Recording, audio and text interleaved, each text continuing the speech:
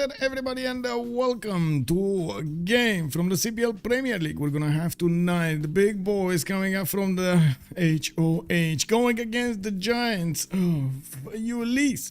Now, I gotta say, these Giants don't need to come back into this tournament because it does seem like they are kind of in a loss streak.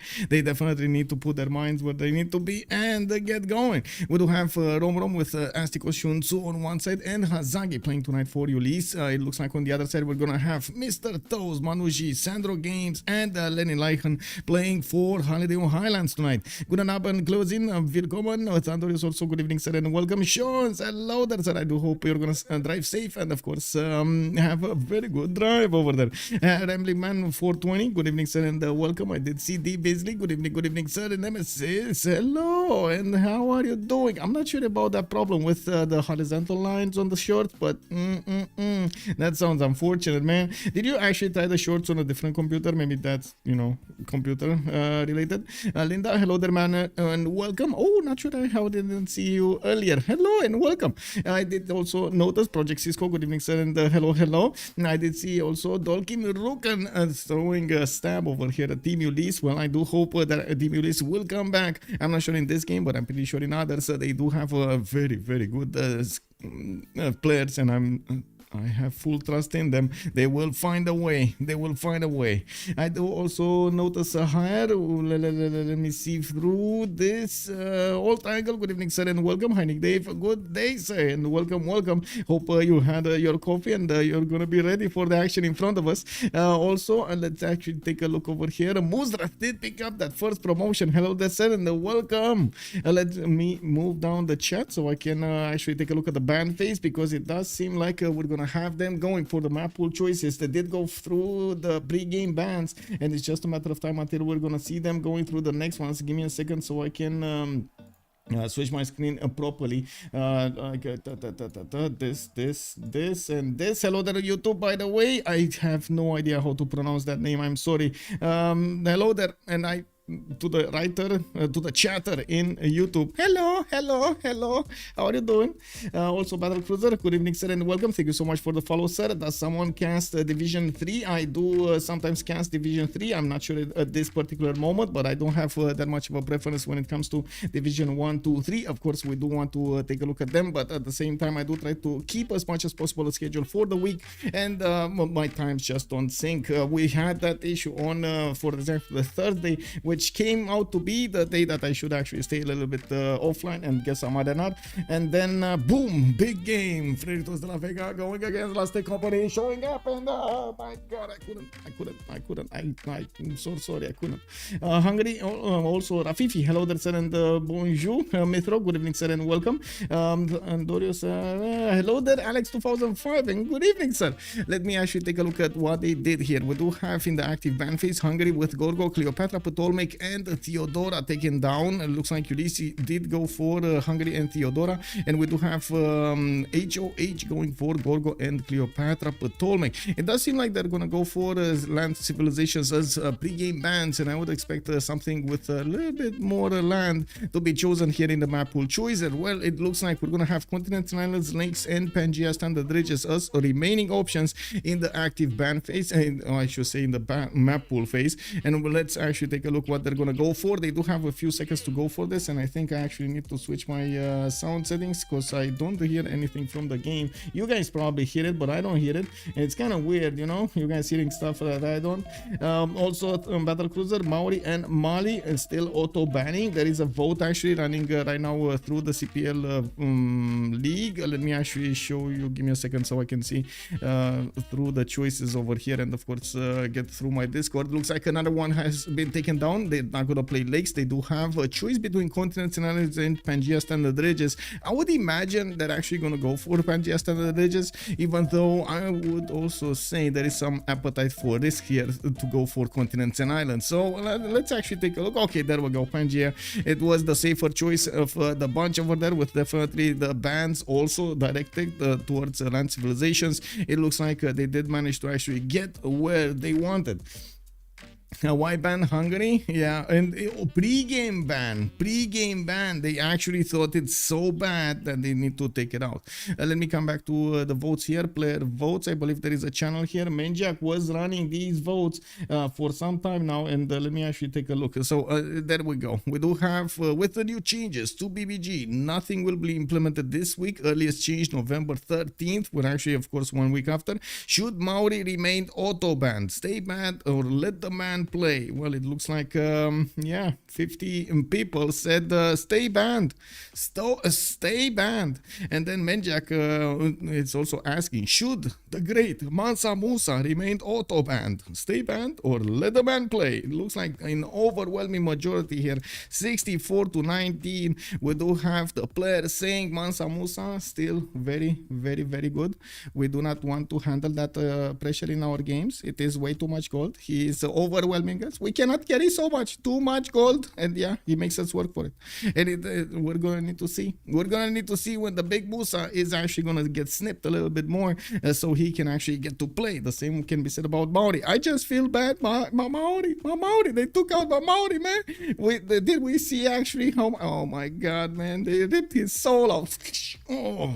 Anyway, we do have them, of course, settling on Pangea standard ridges. I do want to actually put up the map name here. Let's actually take a look what's going on. Pangea SR standard ridges, of course, standing for. Let me actually switch down to. Okay, there we go. We do have in the actually van phase 2 civilizations being taken down. No surprise here that we're gonna see Gandhi and Mapuche appearing here. Also, Khmer, it looks like he's gonna be banned in the third one. It is quite a bit of a power spike over there for Khmer, of course, with that with all of those bonuses for the faith. The same can be said about Gandhi, and we do of course know how much Mapuche can actually hurt the whole team, not one player, the whole team. He's doing so much damage with those Malon Raiders. Nobody wants to handle that, does it? We do have also Hazaggi actually picking for Team Ulyss, while on the other side, Mr. Toes is gonna go for HOH. Did you ask me? Wait a second. Okay, did I? That shirt looking really great on you. Oh, thank you so much, Nemesis. I did notice I was. You're rocking that Canadian look today. Oh yeah, okay, you guys like that? Yeah. I mean, to be honest, I guess I need to wear more of these. I like them very much. I like.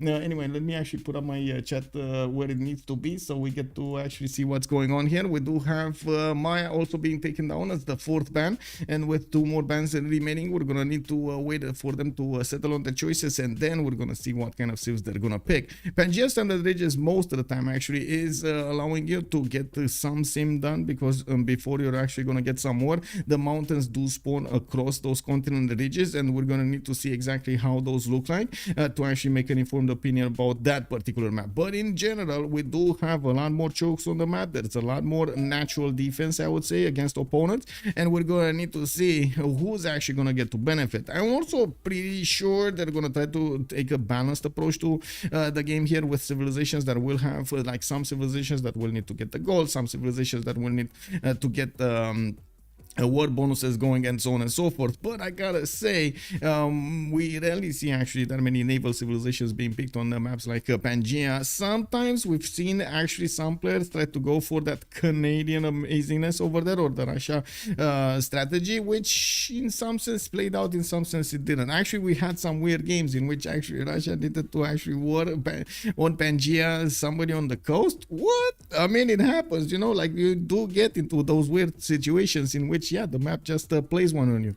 We do have also Mali taken out in the 5th choice here, and of course with 1 more ban remaining and 6 seconds to go, we're gonna find out the answer here. It looks like they did take out also Nader Shah. It's still Persia available for them, and we've seen the resurgence of the Persian leaders in the past few months, I would say. It looks like also Hazaggi is gonna have, of course, the first choice of the game over here. There are so many choices that Hazaggi could go for, but unfortunately they did take out his Gorgo. He would have definitely loved to play that. I would imagine also something like Gran Colombia is available for them, but oh man, are they actually gonna pick it? They did lose that extra movement until what, political philosophy? That sounds like it's quite a bit of a deal over there to take out one extra movement point until the political philosophy. But we do understand why. We've seen it so many times, right? Whenever Gran Colombia gets like a direct highway to his opponent, he's like, just going there with all of the horses, just pumping out of his cities. Go, my boys, go! Take them out, all of them. Anyway, Thundorius also good point. Also, was he meta or more like a flash in the pan, like a hype train? Whoa. Wait, did you notice someone completely disappeared from the meta? When was the last time we saw Lincoln? The nerf on the free unit seems to have killed him. You're not wrong. You're not wrong. You're not wrong. I mean, yeah, that it looks like, yeah, we did have actually a lot less Lincoln in our games. A lot less Lincoln. I guess we're going to need to wait and see what BBG is going to react, because they need to do something about this, don't they? Distoria tried Maori a lot of the time. BBS doesn't like Coupe. He often spawns without a 2-2. I tried. I got the same. Oh, that's just bad, man. Also, let me actually come back to the choices. It looks like Hazaggi is going to go for Robert the Bruce, and this is a very strong civilization. If you, of course, you do manage to get those amenities going, it's actually not that hard to get the amenities going or Robert the Bruce. Well, I guess we're going to need to see if he's gonna get into a war position or a more of a seeming a casual, you know, laid back as he likes it kind of approach to the game. We'll have Mr. Toast here also going for Julius Caesar, and it looks like we might actually have quite a bit of gold being generated over here by Gold Julius. You've seen how much gold he actually gets when he's taking over cities. Oh, let's see if he's gonna go for it. We've also seen a few attempts with Julius Caesar to use 4 or city state or stuff like that he could acquire quite early, that he could use to just increase his tempo to go against somebody. That's actually very curious if he's gonna get an opportunity like that, a city state next to his opponent's borders that could be direct in line of his armies, that could allow him to upgrade maybe legions, and his team will actually make iron, and then he's gonna get the gold. You can actually see in you know, like as I talk over here and actually enumerate, I think it's enumerate, right? And tell you every one of the things that you actually need to check on the list over there. You're like thinking to me back, all of those things, I don't know, man, that sounds like a lot of things to actually worry about, like all of that gold, all of that iron. Who gonna get that iron? You know, like it does seem like it's a far-fetched idea, especially since we've seen significantly less swordsman upgrade, let alone legion upgrades at the time. We're going to need to see if of course the opportunity will arise, if his actually allies will make that sacrifice of improving iron and actually getting bronze working. That is quite a sacrifice over there for them. You can imagine slowing down their tempo considerably. So yes, yeah, we're gonna need to see. We do have also Rome, so it's the double Rome trouble over here. Oh, okay. I mean, they do need to pick Frederick right now. Is it Frederick? Is it Frederick Barbarossa, right? They do need to pick Frederick Barbarossa. If they're gonna go the Roman way, let's actually go the Roman way, right? So it looks like we do have on the other side also Sumeria being picked up, Sumeria and Scotland on one side. Well, I guess we're gonna need to see if those war cards are actually gonna have an opponent to go against. Last we've seen over here, Sumeria does like to actually see more than he likes to war, and well, I guess Spangia Standard Region is going to pose its own challenges to actually overcome those natural barriers. Also, one more copy. What is iron? I only gets picked is Tokugawa. Yeah, the leader that never gets picked is Tokugawa. Exactly. I only know about discounted districts. Exactly, right? Well, in theory, Byzantium was the Roman Empire too. Hey, yeah, there we go. We might actually see also, no, actually, yeah, wait, there's still Basil II. So they can pick Basil II and then Germany. Well, to be honest, we haven't seen Germany in such a long time. It is one of those names that you must not mention on the stream over here. You know, like it's one of those civilizations nobody wants to pick because it is so strong. It will overwhelm everybody. No other civilization will have place next to them. But it looks, of course, I'm pretty sure that's not what's happening over here. We've seen a few attempts from the fish to actually show everybody that Germany is strong, and he did actually very well with it, but unfortunately it takes so long to get the proper setup going over there with Germany. The players are just saying, no, I mean, no, just no, let me be, it's all good. It's Maori though, yeah. Well, Byzantium was the Roman goal is France. What are you talking about over here? No, but you can adjust BCY, okay. Anyway, goal is basically France. Yeah, exactly. Yeah, the start can be hard, but with the first empire is the beginning of the party. Yeah, well, I don't like me my parties. Let's actually take a look at what's going on over here with the next choices. It looks like next 4 bands have been taken down. We do have Crete with Scythia, with Persia, and it looks like also Macedon. We do need to take a look also at the next 4 picks that are going to come out here from the players, with SandroGames, by the way, coming back to HOH after a long time. We do need to see what he's going to do in this particular game. I'm not sure he actually even played in the last months or so. We do have him actually going through a few leaders, and it looks like Teddy Roosevelt is the last one he's gonna choose. We do have Teddy Rough Rider over here that is gonna give him quite a few opportunities to stomp his opponents, but also get the goal for his teammates. Later on in the game with the film studios, he can actually generate quite a bit of tourism, but again, if he actually is gonna get there. We do have Ambiorix, was more Belgian than French. It's like our Vercingetorix. What is that? Anyway, now we do have next 2 choices, and the last 2 choices from Team Ulyss showing up here with Astikos and Sun-Tzu that need to settle on something. Of course, I do believe actually Hazaggi did ban Abe, not Macedon. I would imagine that's why he actually wrote down in the channel over here, Abe Lincoln. So I would look at that. Actually, coming back to the discussion over here in stream chat, it looks like Abe Lincoln is actually catching quite a few bans. The players do think it is actually still strong. We just don't see it in the games. Either it's being banned, or maybe the map doesn't actually trigger their senses there. We do have Ludwig. Yeah, Ludwig the second actually was very much on the stream in the last between a month and a half ago and like 3 months ago. It was a big thing. Napoleon not being in this version of the game is a crime. Well, I guess they might actually put him in the next one. We don't know exactly, right? Well, I don't know. Everybody, I think, is waiting for that Civ7 to come out.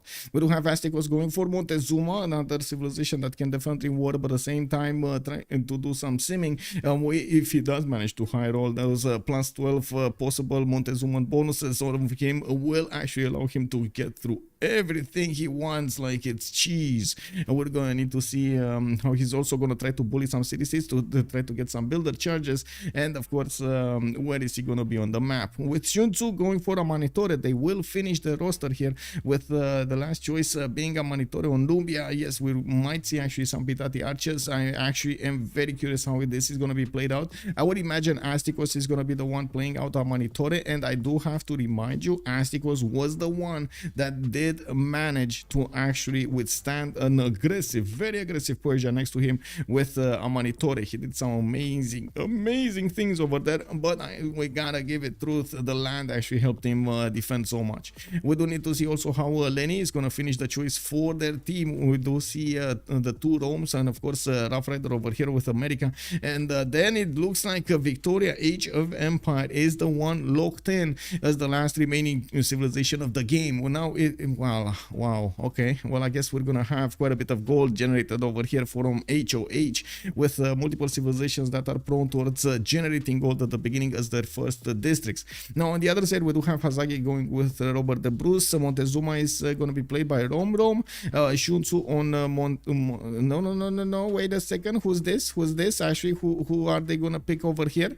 Okay, what is going on over here? Come on, we cannot have 2 Montezumas. They're gonna give Sun-Tzu something, because it definitely looks like Romrom over here does want to stay on his Montezuma.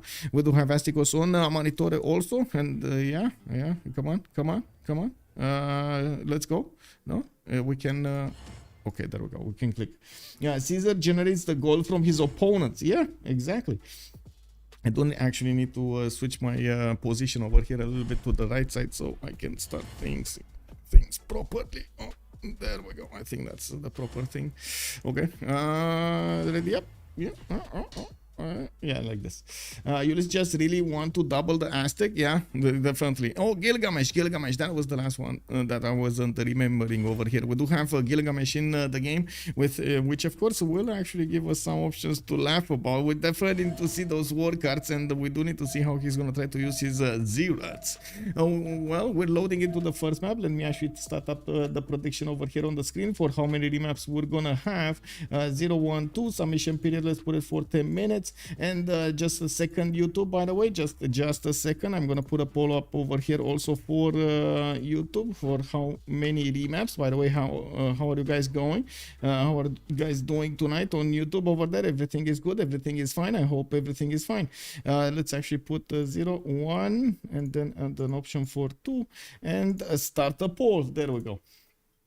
Okay, so let's see. Loading into the first map here, Pangea Standard Regis is actually going to allow us to do to take a look at their simming, and at the same time quite a few war moves. I'm pretty sure there might be situations in which we might see a 2 versus 1, and it does seem like, from my initial impression of the map here, we might see somebody that's gonna need to go on the coast and war somebody else. Let's actually take a look here. Who is this in the cage fight? We got Romrom with Manuji. Cage fighting. Oh, oh my god, I like this. Manuji and his opponent Romrom are actually going to be on the same peninsula on the west side, and I'm pretty sure they can't really go anywhere else. Well, maybe we might actually see Romrom try to get into the south, try to put a city next to Gran Mesa, or the land over here just to acquire, but I'm pretty sure it's just much easier to just keep going north. Rome over here will also have the issue with space. He does have a decent amount of cities that he could settle to the north, to the west. I couldn't say the quality is that good though. Still a bit of food lacking over here for quite some time. Anyway, let me actually put up also back my chat so I can see what's going on. That's a banned wonder, the dome. No, I don't think it's banned. No. We actually unbanned all of the wonders except one. I believe only one is. Wait a second, wasn't it the one Bermuda Triangle? I think only Bermuda Triangle is banned. Yeah, I have yet to see a Amanitore really be relevant in the late game, and it just doesn't seem to happen. Well, I have seen it, so maybe we will see it this time also. Let's actually take a look. Astikos is gonna have his 2-2-3 truffle settle over here. Actually, no, I think it's gonna be a 2-2-3. Yeah, probably because he's gonna take out the forest.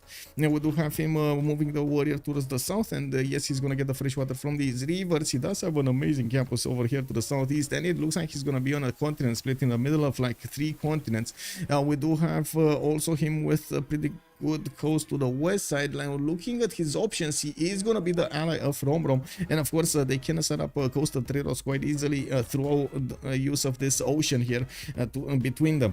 I'm also pretty sure he's going to need to do something about Teddy to the north, because we do have SandroGames spawning to his north with some 2-3 deer tiles. Oh, actually he has 3 deer tiles that he could improve quite easily, and maybe try to go for a Temple of Artemis here. We do have also Sandro with quite close horses, a few mountains to give him the adjacency towards campuses, and I do see his majority of the new cities will probably need to be put in the south. He could try to go for the coast, even though of course if there's an opponent over here on the coast, he might need to consider it twice. There is a possibility for him to actually get the biggest navy of them all, because I doubt, seriously doubt, that Romrom is actually going to want to be coastally going against the Rome for anything. I'm pretty sure they're gonna try to go against each other on land, and going into the trade routes of their opponent will be quite important over here for SandroGames. We do have him getting a scout out, and let's actually move towards Rome. Who this? This is Mr. Toes on Rome, and Mr. Toes is playing Julius Caesar, so we do have the reddish Rome on Julius Caesar, and of course the other one is Trajan.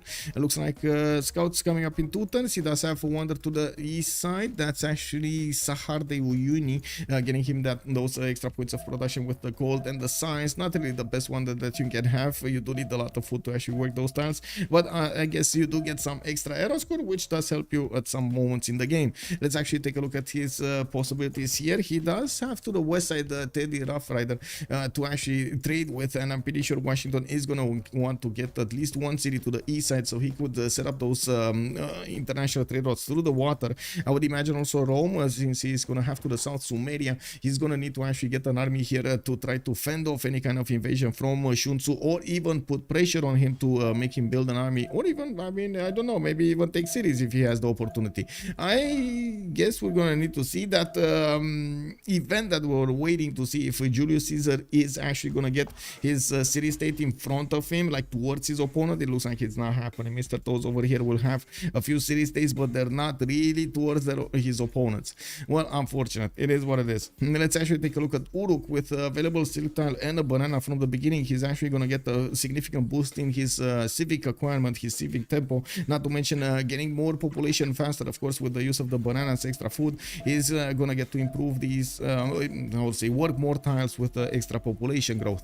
I do also notice he's gonna have a few nice mountains to settle over here, not to mention the geothermals to his south, which will give him those extra adjacency points towards campuses. An easy +4 can be actually settled next to Uruk, can actually increase that with some other districts, maybe even a government plaza. Taking a look at his southeast, actually we do have Sumeria right next to Hazaggi. We do have the city of Sterling over here, which is major. Oh my god, look at this defense for the natural defense for Scotland, unbelievable. He has all of this land protected by mountains to the north, and it does look like, of course, his next door neighbor over here, Lenileichen, is gonna have a single one-tile passageway to get through. You can imagine Hazaggi is gonna actually want to try to stay as much behind as possible, but he does have an incentive to go through that one-tile choke and settle at least one city, so he can get access to multiple amenities. Of course, I do see Mercury is gonna be an option over here. I think he has silk tile here. Oh my god, this olive is right on the edge, and I do see, oh, he is actually gonna get Mercury from the west. I guess he's gonna need to negotiate for that with Sun-Tzu. I'm pretty sure they're gonna talk about it. He does need as many amenities as possible. To his northeast on the coast, we do have Leni, and yes, he is actually going to be also an opponent of Romrom from the other side. Montezuma is going to be on the eastern coast, and this is a serious danger for Romrom if they actually will choose to play on this map. Romrom might be taken out by Leni over here, since Leni is not going to need to worry about his west side. He's not going to need to worry about his south. His only other opponent will be on the coast, Montezuma, and I would imagine Manuji is actually gonna smell him out over there. We do have London getting a settler in 2 turns, and I do see he's gonna have at least 1 drift fish tile in the capital, which I guess it is a bit extra food. Would have been better to have more, but you know, it is what it is. We do have him to the north over here with some also pearls to improve, and I do see he's gonna have a decent amount of cities on the coast, at least to the south and to the north, making it 5 coastal cities. I mean, I guess we can squeeze like 6 over here, but I would imagine he's gonna want to go for the quality of the cities also. We do have also a city state, a cat towards the west side, that's gonna be right on the pathway towards Scotland, and I do have to point out he's gonna have actually an incentive to come to the south over here and get this settled on the other continent, so he can get an extra trade route. Now we do have them starting to explore their lands over here. As you can see, actually HOH is the northern civilizations here, are the northern civilizations. We do have them pop in a line over there in the northern hemisphere, while we do have in the south Team Ulyss, as you can see, that also in a line. It looks like we do have a clear north versus south over here. Let me actually take a look what's going on. Can you please show America's continent? Yes, but if you're thinking about America benefiting from its continent anymore, it really doesn't. It's the extra damage has been switched from the continent split, like from own continent and opposing continent, to something totally different. That's actually you get points of damage from discovering civics or technologies of new eras, and that is capped at 5. It starts at medieval, if I'm not mistaken. Is it medieval? I think it's medieval. Pop, exactly. Also, I have noticed the districts look a little different in single player the last couple of days. Wait, they do? They changed something on the districts? I doubt it. I mean, I don't know. I didn't see. Maybe I guess I do need to take a look if they change something on the districts.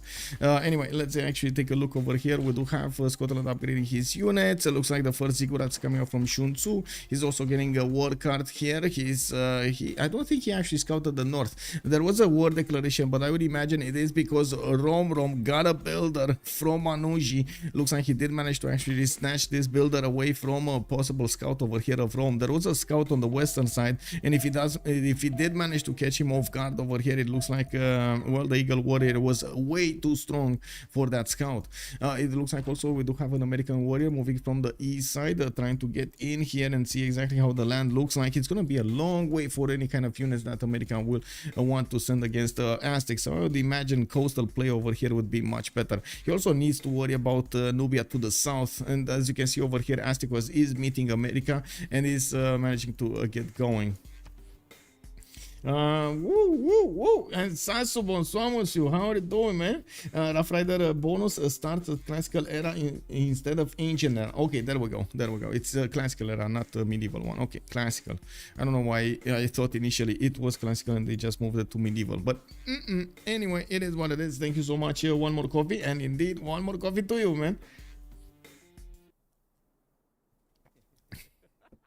Okay, so they do have 10 more seconds to go. I'm not sure exactly what chat is saying. I do see on YouTube we do have 2 votes in this one option, and it looks like both actually voted. YouTube is correct. YouTube is correct. I call it right now. YouTube was correct. It looks like they correctly predicted this, by the way. Oh my god, look at that, man. Congratulations, YouTube. You did it. You did it. Okay, let's actually close this and poll, and let's actually also end the prediction. How do I end this, by the way? Why don't I? Oh my god. Anyway, I think I need to click here and then choose outcome, and it is gonna be 1. Wow. Whatever happens next, by the way, whatever map we're gonna go into, it is gonna be the map for the game, so prepare. Also, and it's 1 remap. Yeah.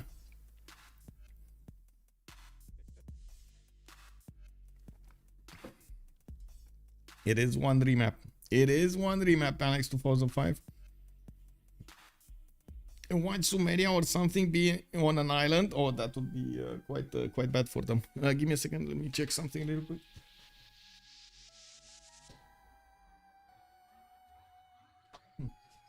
Okay. Who will finish on an island? Let's see. Now, we do have the opportunity to actually take a look at the civilizations much more in depth. Wait, this looks like a dog from a cartoon, but I don't remember the dog. Is this the dog from Despicable Me? Is this the one with the fangs over there, like sticking out of, like, you know, from his bottom, from his jaw? No island, yeah, no island. We do have Lenny over here to the northwest of the map, and it looks like he's gonna have the northern side with a continent split. Very nice.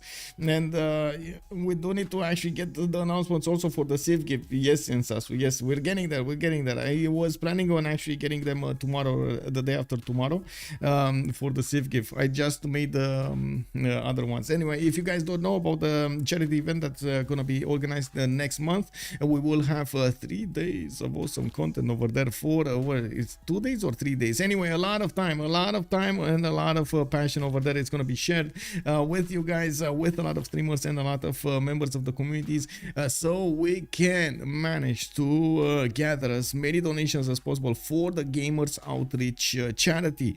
They do make a lot of cool stuff over there that they do send to the hospitals to make the lives of the children much happier, and of course get some smiles on their faces. Also a seal, it's a seal, yeah, okay, with a fluffy white tail. Okay. Yeah. Anyway, we do have Lenileichen also on the east side over here with a possible second settle. I'm pretty sure he's gonna want to get a campus, a +5, and I do see him also benefiting from some turtle tiles in the second city. He doesn't have any in the capital though. He also will have the opportunity to get that tobacco tile, but unfortunately, even if he is gonna get some extra faith from that, that is kind of a bad tile to work. He does have these deer tiles to the northwest that are going to be a much better choice, and I gotta say, 5 of these camps to the west side does seem like it's going to be something nice for England. Later on, he's going to get to add more food when he's going to hit feudalism on these tiles, and of course he's going to gather the gold with them also. We do have also Lenny benefiting from horses in the second ring to the east side. He does have an iron on his east as well, but it's thirding out, and it looks like he's going to have the opportunity to canal out of these. It's just a matter of time until he's gonna get that technology. He has Hazaggi to the southwest, and this might actually come into a naval fight over here between them. Hazaggi is gonna have the opportunity to actually go much earlier against England with just a few units, and I'm pretty sure the opposite can happen here. I'm also certain that Hazaggi will figure out at some point that there can be a connection to the north and west of Lenilaiken's capital city that will allow him to actually get some boats out. We do have Hazaggi also with possible iron tile to improve to the east side of Stirling. He does have a +2 campus here, and that's about it. Actually, a +2 over here. Of course, the reef fish in the reef to the west side of Stirling is going to give him those extra adjacency points. From what I do see, of course, he's going to have one big continent, and this is a bit unfortunate. Access to a second continent is going to be in the south over here in the continent of Africa. He's going to get bullied. Wait, whoa. Well, I mean, he has Astikos next to him, but this is not gonna matter, right? I think Hazaggi is in a chamber with 2 players, and we need to figure out if this is gonna be one of those games over here when Hazaggi shows us the big ones, the big guns. He's coming out there with the cannibals, with the horses against his opponent, pulling off every one of the defenses over there. Or is it gonna be one of those the demise of the Scottish Empire? Who used the remap token? Both did, Scuzzle. Both actually did use the remap tokens. That is a problem. It's a truck. Wait, why are you talking about a truck here? Are you actually saying this is a truck? I mean, it could be a truck, to be honest. It could be a truck. It looks like it's behind over there. Is a little bit too up. I don't know. Maybe it's just me. Anyway, let me see. Look at this cute little seal in the sea west of Stirling. What? Okay. Oh, settle in the sea. This one, you mean the Galapagos Island? Yes. I mean, whoever gets here is gonna win the game. Whoever gets here is gonna win the game, guys. No no contest. After he can sacrifice his capital and sim in the inland, it's his only solution. Yeah, exactly. Like, just sit over there with just bananas, sit next to Galapagos Island, and don't worry about anything. We do have Rome to talk about, actually, to the southwest. Looks like Mr. Toast is gonna get his reef fish in the capital. He doesn't have any fish on the east side, not making it the best harbor that he could get, but I guess he could increase that adjacency with something else there. He does have quite a bit of coast to go for. Unfortunately, he's quite close to the tundra, and that is gonna limit the amount of cities that he's gonna have on this land over here to the east side, and that is a problem. But I'm pretty sure he's also gonna want to prioritize getting coastal cities out. At least 2 he can settle on the east side, even connect the 4th one over here to the south that he could get of course, how to say, to supply this ocean. We do have him also with the possibilities to go towards the mountains, towards the east side, and it will be him and Astikos needing to figure out exactly where the borders will actually stand. I'm pretty sure we're gonna see Mero at least send the city towards the west side. He does have the geothermal settle. He does have the settle next to this wine tile where I am actually pointing the mouse on, and I'm pretty sure he's gonna want to get something in the north as well. Now, it's settling between the mountains over here might not be an option for Nubia. But I guess we're gonna need to wait for him and see. Now, we might actually see some more so early pressure coming up from Rome going against Stirling since they are so close to each other. Of course, that might happen sparked at any moment. We do have a builder coming up in 3 turns here from the city of Rome, and yes, he's probably gonna want to improve that fish tile. He knows he's very close to the tundra because of this, so he's not choosing to invest the production into a scout. We do have Rome also with available iron towards the north. He does have horse tile over 2 actually horse tiles on the east side, but only 1 can be acquired and worked. A pretty good settle over here towards the east next to the wine tile and the turtles, while of course he can actually put 1 next to the mountains there. Again, the turtles are gonna give him some extra juices. We do need to see Nubia here with the city of Mero. Let's see, Astikos benefiting from Mount Sinai to the east side of his empire. He does have quite a few mountains, giving him the adjacency bonuses towards those campuses, but we gotta see what is he gonna prioritize first. Now it looks like Astikos is gonna go for mining. I'm pretty sure we're gonna see those pyramids pop over here, getting those extra food points. It is gonna be quite important, especially since I guess except those cattle tiles, he doesn't have a lot of food here, especially not with improvements. Of course, if it starts improving, yes, you can see the wheat tiles, we can see other stuff that will give him some extra food there. Also, the Beasley, this map seems small. I mean, it is gonna be a cage fight, right? Wait, that's something to look for, right? Let's actually see. Luke Yang, good evening, sir, and welcome. Hello, hello. It's an upside down USA.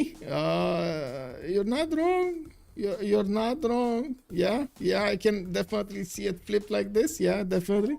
I have never seen those clouds above Mount Sinai. Wait, Mr. Toes is saying they have a technical? What? Oh my god, no. And they're using this. Oh my god, this is because of London. Actually, what happened here? Oh my god, and they're actually gonna choose to not go for this exactly at the moment they had Hazaggi. What? Not 3 settles in 5 tiles? Where did us? What? Wait, did we? It's Rome, right? 1 2 3. Wait, 1 2 3 4 5. Okay, 1 settle here. 1 2 3 4. Well, 4. And then do we need 3 settles? Like it's 3 extra settles, or it's 3 in total?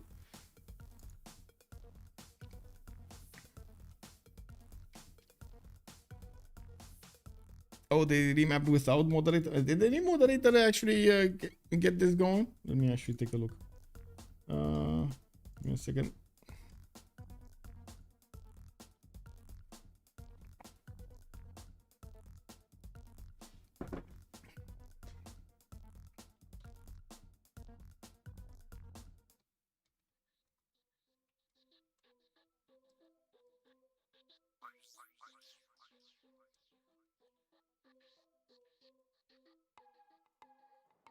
Okay, there we go. Had a message.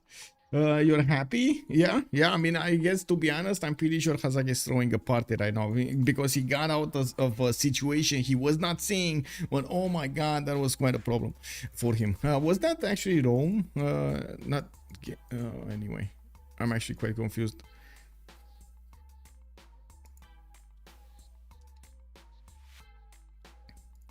Anyway, let's wait for the players to join, and we're gonna have to unlock the screen soon, of course, get the visibility going over here.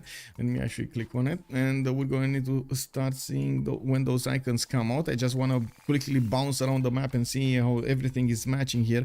It looks like Lenileichen is actually gonna have Age of Empire to the south in the southern seas. Not the best idea to actually get something going over here. Where is he? Here, right? So he can go. No, he cannot get. Maybe no here. Yes, he can actually get out, maybe at some point. Yeah, at some point in the game he can get out. Anyway, now we do have to take a look also on HOH. There we go. This is their vision, and then let's take a look, a quick look on Ulyss. We have a much more clumped up set of empires here, with actually Romrom being right next to Hazaggi. We do have in the south actually Sun-Tzu. Looks like he's gonna have quite a bit of floodable terrain over there. Amazing for him. We do have Astikos behind the mountains. Oh my god, no. Oh, I don't know about this, man. I don't know about this. Mr. Toes is gonna be free simming over here. Maybe, yeah, maybe this is gonna be amazing for him. Coffin retained his knighthood for 12 months. Eddie Coffin, thank you so much for the resub, much appreciated, sir. Also, how many continents have Ulyss? Let's actually quickly take a look, and then we're going for the usual schedule with Ulyss benefiting on 2, 3, 4. They have 5. Wait, 1, 2, 3, 4. Yeah, 4. They have 4. Possible? No, there's like no. Never mind. They have 4, and it looks like Hazaggi is gonna have his own continent over here, Lemuria, his own extra continent. But I don't think he has a lot of extra resources here. I see a silk tile. Do we have anything? And this is another copper. No, amber. Sorry. So silk tile, amber, and incense. Incense. Yeah. So 3 extra amenities from this continent to the north. Does he have a 4th one? I don't see a 4th one. Do you see a 4th one, guys? I don't see a 4th one. So incense with amber and of course silk tile. Definitely don't see a fourth one. Oh well, it is what it is. There's still 3 extra amenities that he's gonna get to benefit from, and I'm pretty sure Scotland is gonna be happy for it. And then how does it work when we have more than 3 remaps? Well, not that I would get into points for him, but it would be cool to incorporate technical remaps in the remap prediction. Not sure how, but it would have been a very exciting twist to get points from on a scenario like this. Just think the remap prediction needs so much excitement. I guess, yeah, but I'm not sure how to do it, to be honest. Like, you're not sure, and I don't know exactly how to do it. So I guess until we figure that out. Oh, spices! That's what we weren't seeing. He has spices over here as the fourth. How to say, as the fourth amenity. That's very cool. That's very cool. Hazaggi with his own continent. Amazing. Anyway, let's actually take a look from the west side here and see what Manuji has to offer. We do have him with a scout coming up in 2 turns, and he does have actually pretty good settles to the southeast and east side. I do have to say he's again very close to the coast. He's gonna have his 2-3 deer tile, giving him the boost in production, while I do see him to the southeast benefiting from some coastal cities. I gotta say, having Sumeria over here actually next to Nalanda is not really making you want that city for yourself. We do have him, of course, with a possibility to go against Sumeria at some point. Unfortunately, he does have mountains to pass through and a city-state to go through. Lahore, the city-state is the least of his problems. Well, this is the good one. Is this? No, this is not the good one to be in this position, by the way. This is the other Rome. This is the Trajan Rome. He's gonna want to well, he's not gonna get to use the city-states as the other one would. Now let's actually take a quick peek over here. Also, what's going on in the territory of Rome. I was just taking a look at Scotland also. Manuji with iron tile to the south in the second ring. He does have access to, wait a second, he doesn't have access to horses anywhere? Like anywhere? He doesn't have horses. Unless he actually settled on horses, which, I mean, that could definitely happen. He doesn't have horses anywhere else. So I would assume he actually settled on horses. Probably he he spawned over here on the 2-foot tile and moved 1 tile to the north. Anyway, he does have access to some refish tiles for that extra food. And I do see, of course, bananas to his east side. But unfortunately, lacking the extra production is not going to be the best thing to work there at the beginning of the game. Now, we do have to the southeast also to take a look at Uruk getting his work cut going. He has a settler coming up in 5 turns, and I do see he's already sending his worker towards the north. He does have quite a bit of lands to discover here. Uluru in the south, which is just a big rock in the middle of the desert here, but at least he's gonna get the vision on Nalanda. We do have him also with some sugar tiles in the capital, some honey tiles to improve here to the east, and I do see his horse tile is actually going to be 4 tiles out. That's a bit too far away for him to acquire that resource without actually sending a settler there. We do have also him with a possible iron towards the southwest in the second ring. This is going to be easy for him to get, but to be honest, let's be honest with ourselves. Who's going to get bronze working, right? Who's going to get bronze working? Nobody's going to get it. We had a game recently with 5x generation, so there were like 8 technicals, so prediction with technicals are kind of whack. Yeah. Romrom Love has joined the round table. Hey Roger, me love, thank you so much for the follow, sir, and welcome.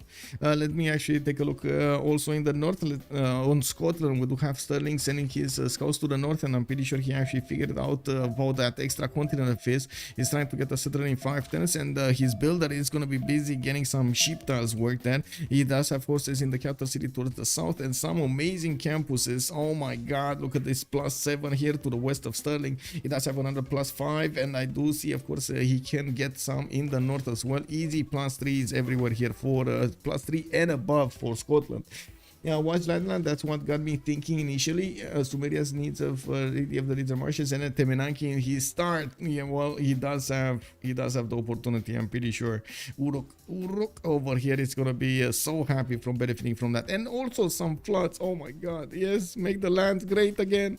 We do have Hazaggi also starting to get those extra protection points going with his settler coming out. We're probably gonna need to come back and see where is he gonna go for. I do see his 2 strategic resources are actually very easy to upgrade here in the city of Sterling, but again, who's gonna go bronze, man? Nobody's gonna go bronze. I feel it in my bones.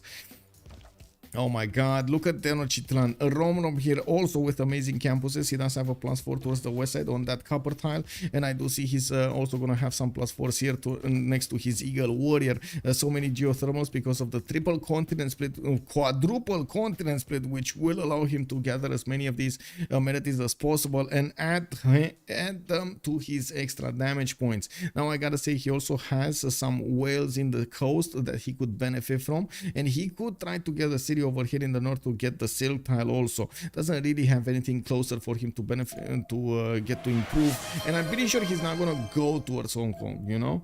Woo, thank you so much the Beasley for the tier 1 gift over here, much appreciated. NC189 89, welcome sir.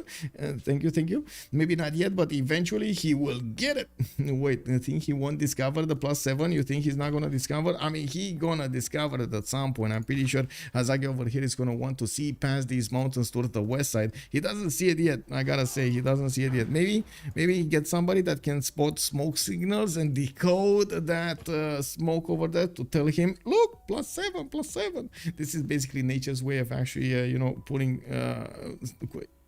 signs next to amazing things. I do have Tenochtitlan coming up with a horse style towards the southeast, and it looks like we're also gonna see him benefiting from the iron, but it's southwest. It's 3 tiles out and a bit too far away. It's quite expensive. He's probably gonna want to get another city towards the west side there with possible settles everywhere. I'm actually quite curious where Aztec is gonna want to go for. Towards the south over there to benefit from these wine tiles, from the citrus tile, from the honey tiles. 3 amenities in just one city. Is he gonna go across so he can benefit from the marble tile here? Like, with so many options. On the west side he does have some cotton tiles, honey tiles, and also could go towards the north to get the benefits of those extra chops. What is he gonna do? So many choices. Now we do have the sexiest campus ever. Yeah, exactly. Oh dear, the win condition is protect Romrom until fascism. Wait, is this gonna be what's gonna happen over here? Protect Romrom. Romrom is Aztec. I think he can definitely protect himself. I don't know why I have this feeling, but I'm feeling like the Romrom should be able to protect himself. Just saying, man. Now we do have southeast Lenny coming up with his Age of Empire. He's sending his first settler towards the southwest of London, and I do see putting the production into another settler here in 6 days. That's a long time. He must be working these 311 fish so he can get more population. As you can see, it does manage to switch so much. Now to say the production, the ending production. Okay. Anyway, we do have him with Rapanui towards the southwest, a possible city that he cannot get over from the coast. Unfortunately, he's going to get to benefit from some free galleys, and usually you do see England actually wanting to take a city with them. It looks like Zanzibar is going to be on the east side, which is going to have open lands. Okay, there we go. Open seas here. Very nice, very cool. Looking at England, we do have him also with an iron tile towards the northeast, and by the looks of it, he did meet Aztec from the north. Aztec didn't have an Eagle Warrior actually over there, so he cannot hit the English scout and take a builder from it. We do have London also again switching production here, going down to 4 turns to finish this settler. It looks like we do need to see him getting also a builder for all of these tiles. His sword style is going to be 3 tiles out to the west, a bit expensive, but I'm pretty sure he's not only going to settle the coast, but he's also going to settle some inland cities here. He definitely needs to, and I'm pretty sure he's going to want to. If HOH wants to win, they need to stop Romrom. No other options. Yeah, I'm not. I guess they do need to stop Romrom over there. A possible 12 plus 12 over here on Romrom is going to be incredible. I don't think he's going to get the white continent at all, because I'm pretty sure Scotland is going to be there, and of course you do see it's like being distance, but 3 continents worth of amenities for him is more than enough. Having plus 12 on his side, Romrom is definitely going to have a bit too much damage to handle, especially if you do get to something like jet bombers. Now we do have to take a look also on the next civilizations here. After we looked at Leni, we do have Nubia to the east side of Aztec, and it looks like Nubia's territory is going to benefit from how to say, some of these marble tiles and the citrus tiles. I do see him going towards the north, and he might actually send his next settler towards that wine tile towards the north or the west side here next to the citrus. I do have to say, usually with Nubia, you do want to keep a flat tile next to your city center so you can place the pyramid. It's very good for your food, and at the same time it does shave off a significant amount of production from your districts. We do have him getting a settler in 4 turns, and I'm pretty sure Astikos over here is going to want to get a builder soon. We do have him also with an iron tile to the east side in the 3rd ring, and I do see he's actually devoid of horses. He might have just settled on a horse tile, or is it this horse tile, the 4 ring out? It might be this 4 ring out. Also, he just shows Earth Goddess because he's going to benefit from a lot of these faith points coming out from his tiles being charming appeal or breathtaking appeal all over this territory. He's actually going to get a how to say 4 faith turn from the beginning. We do have him also with an iron tile in the 3rd ring over here in the east side. I think I spoke about that. I do want to see where his settler is going. Okay, he's going north, and actually it doesn't look like he's going to stay coastal. He's going to want to kill that 2-1 tile, but not actually go over the full 9 yards on the coast, which I think he's going to want to at some point, because I'm pretty sure Hazaggi and Romrom are going to settle there, and I'm pretty sure Nubia, being a 3rd civilization from the same team, would actually get a lot of benefits from trading with his allies on the coast over there. He does have to the southeast to worry about SandroGames, and I'm pretty sure he doesn't really have another trading partner, which of course only leaves Aztec over here to the west side to go for. Julius Caesar is past America, and his other one, wait, 1, 2, 3, and 4. This is the 4th one. This is Manuji. No, where is the 4th one? Oh, this one. So these are 1, 2, 3, 4. Okay, 4 civilizations here.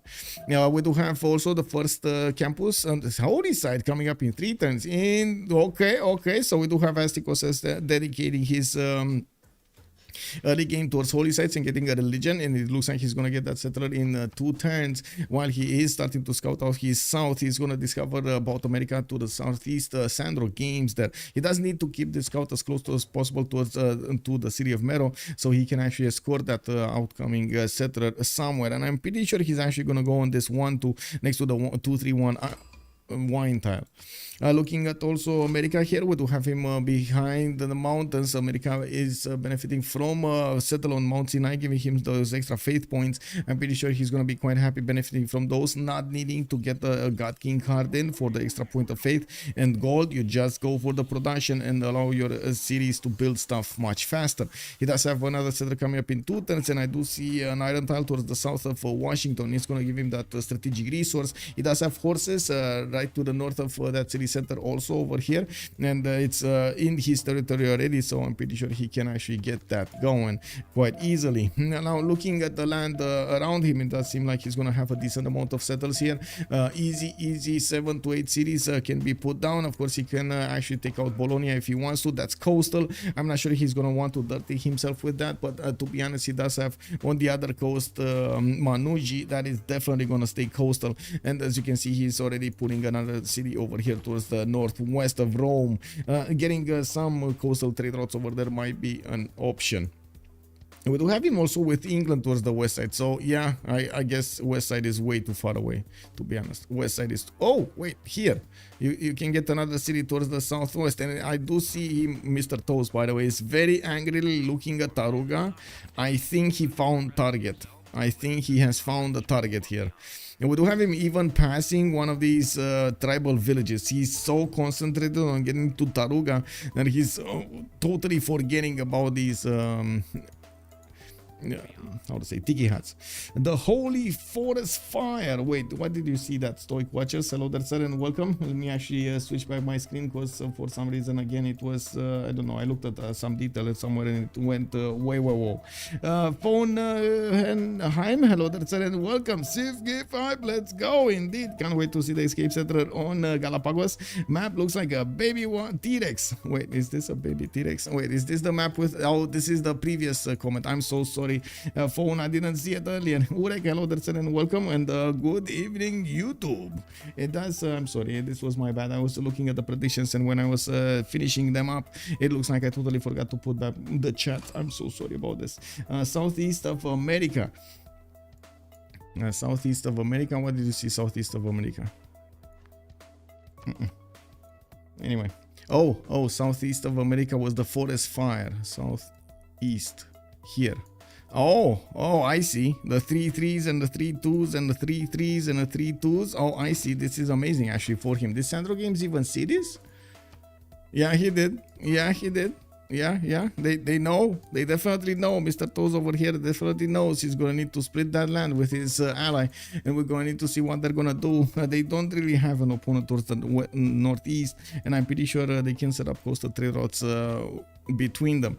Looking at what's going on over here on the west side, we do need to take a look at how they're actually going to start their opening moves. With campuses coming out from Sterling, I would imagine he's going to want...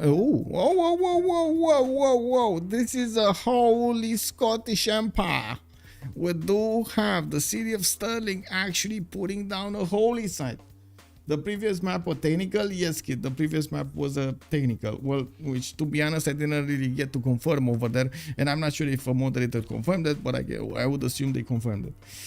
Because of what? Lack of cities on one civilization. I believe it was Julius Caesar, but I don't think they actually explained in the chat. And we do have builders coming out from Sterling, and it looks like, yes, he's going to need to get that religion going. Looks like Roxburgh is going to get his monument also finished before he's going to get his holy site. Another +3 here next to the city of Roxburgh. Towards the southwest, looks like, of course, the Roman Empire is going to get his other 2 cities next to the coast. He does have Aquileia and the Cume settled. He knows he's not going to have anybody on the other side of the coast, of other side of the map, and he's just happily just getting some more settlers going. He's going to have 2 opponents next to him. Scotland towards the northeast, and over here Sumeria towards the east side. Sumeria is going to be easy to stop from getting into his territory, of course, using the mountain chokes. I gotta say it's easy if you actually use the mountain chokes. It's very hard if you let him through, man. I'm just saying, you know, you gotta be careful with that. Romrom 93 has joined the round table. Gram 93, thank you so much for the follow, sir, and welcome. Also, Aztec and Astikos is confusing. Yeah, I guess it is. Yeah, we do have settlers coming up from Rome. Looks like he's actually getting a boat from Cume, and I'm pretty sure looking at the era score here, everybody did pass the threshold. Lenny is actually going to need 2 more points, but he does have 10 turns. That's not a problem. We're very far away from actually getting to that next era. Looks like we do have Nubia, also sorry, Sumeria actually, with Sun-Tzu putting down more ziggurats. No, he just got 1 next to Batibira, which is going to give him the extra points of science, and as you can see, the culture and the faith. He does have sugar tile improved, and he did manage to get his Lady of the Ridges and Marshes as a pantheon. Some amazing production will be generated here alongside the food. We do have, of course, the wheat tiles giving him those extra points, and 3 tiles appearing over here towards the west side of Batibira. We do see he's going to want the culture from the monuments, and he did actually trade some patches with the north, having a war cart retreating next to his territory to get some hills popping off, and maybe try to go back on the front line. He did manage to scout the south here, and from what I do see, let me actually take a look how far into the south he did manage to get. Oh, not far enough actually. Not far enough to discover Caguana. Not far enough. Anyway, he does need to scout his south. It is gonna need to happen at some point. We do have also England trying to protect his trader. Looks like there is a Romromian scout over here that is just starting his engine over here. You can hear him. Rom. Do you know it's actually a chocolate in Romania called Romrom? But anyway, Romanian Rom. We do have Hunde Priestern also is the northern sea accessible from the east or the west. Not really, I guess. Maybe. No, not really. No.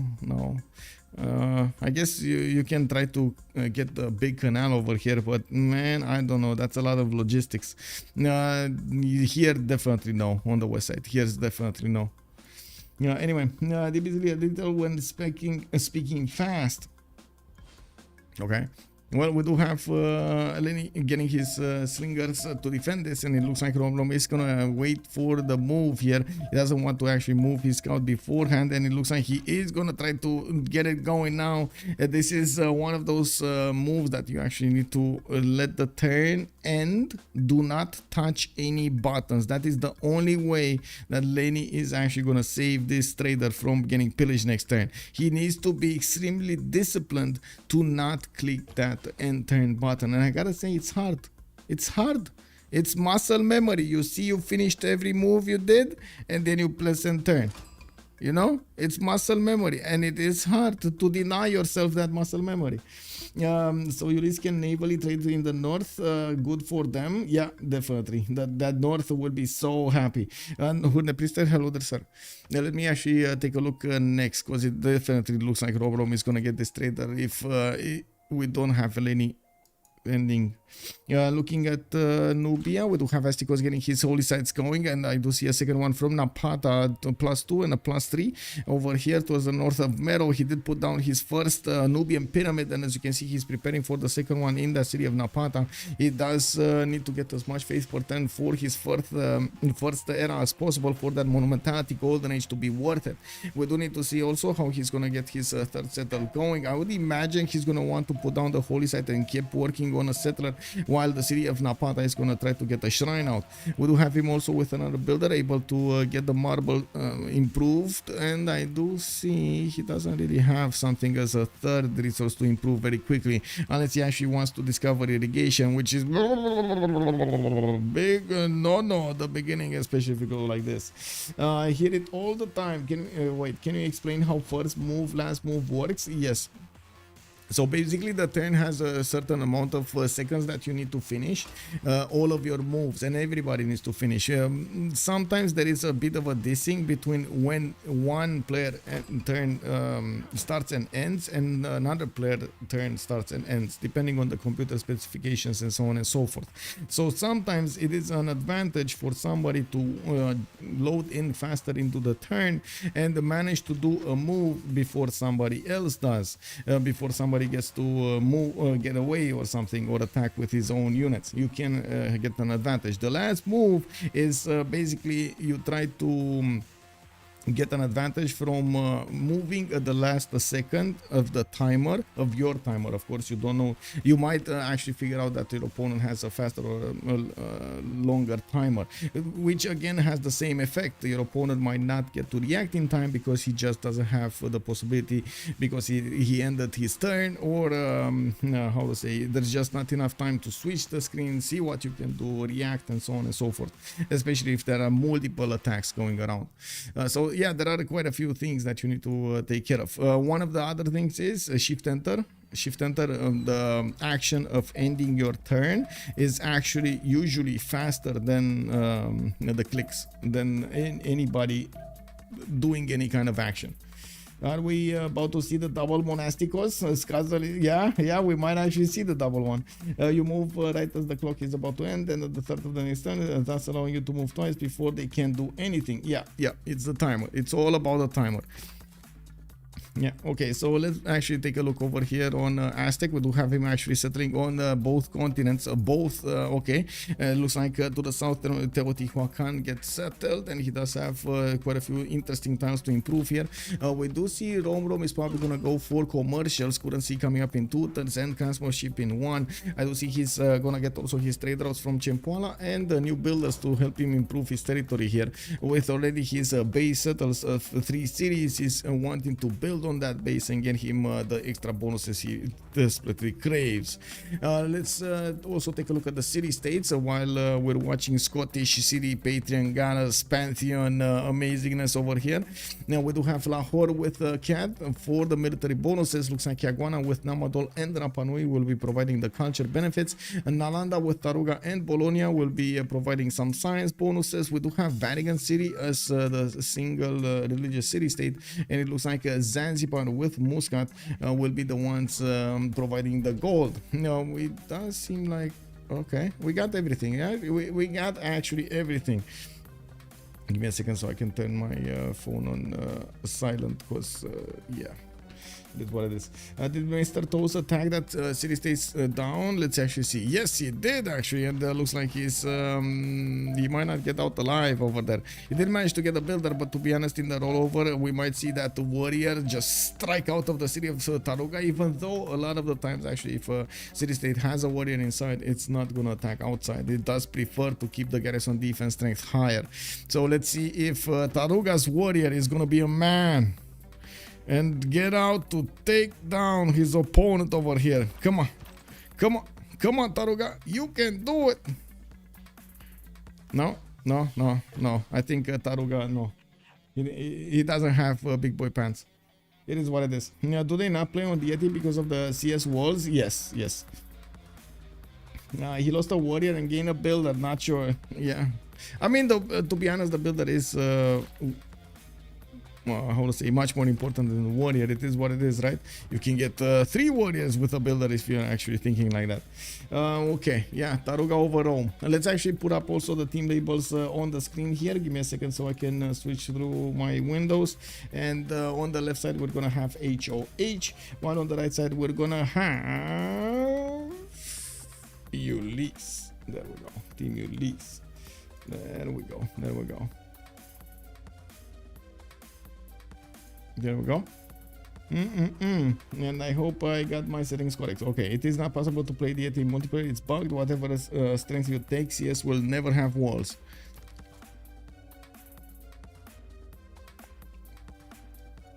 Okay, we got some new pantheons coming around. Looks like Goddess of Tides has been chosen by Rome. He's gonna get the extra points of culture on his resources. The coastal ones improved.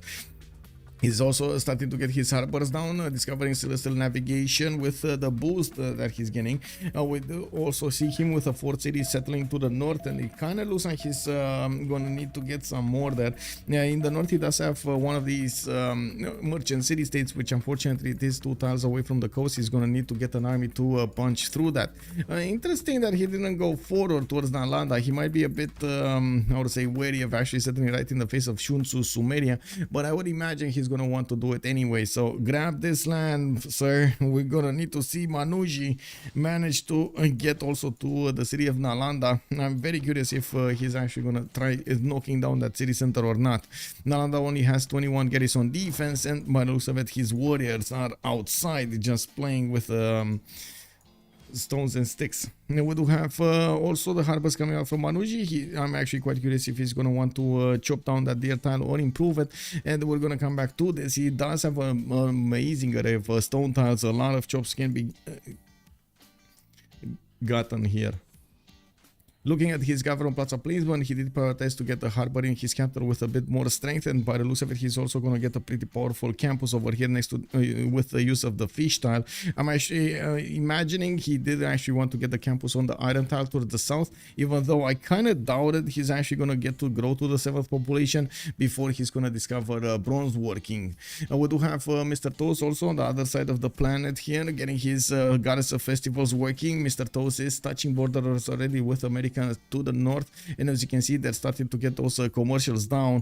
And I gotta say, he did settle a city towards the southwest, Salhara de Uniuni, which is kind of a bad city to work with, but it is what it is. He does have the extra food from the citrus tiles, and I do see some olive tiles that also did get improved, so he can work some of these gold tiles here.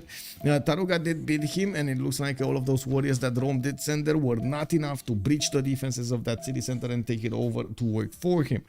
Stoic watches, the mountain ridge saves HOH big time. Both Rome and England is safer than it should be. Yes, plus. Now also I try to play single player BBG on deity, but that can be a challenge. The AI starts with such a unit advantage that they always declare surprise war. Yeah, basically.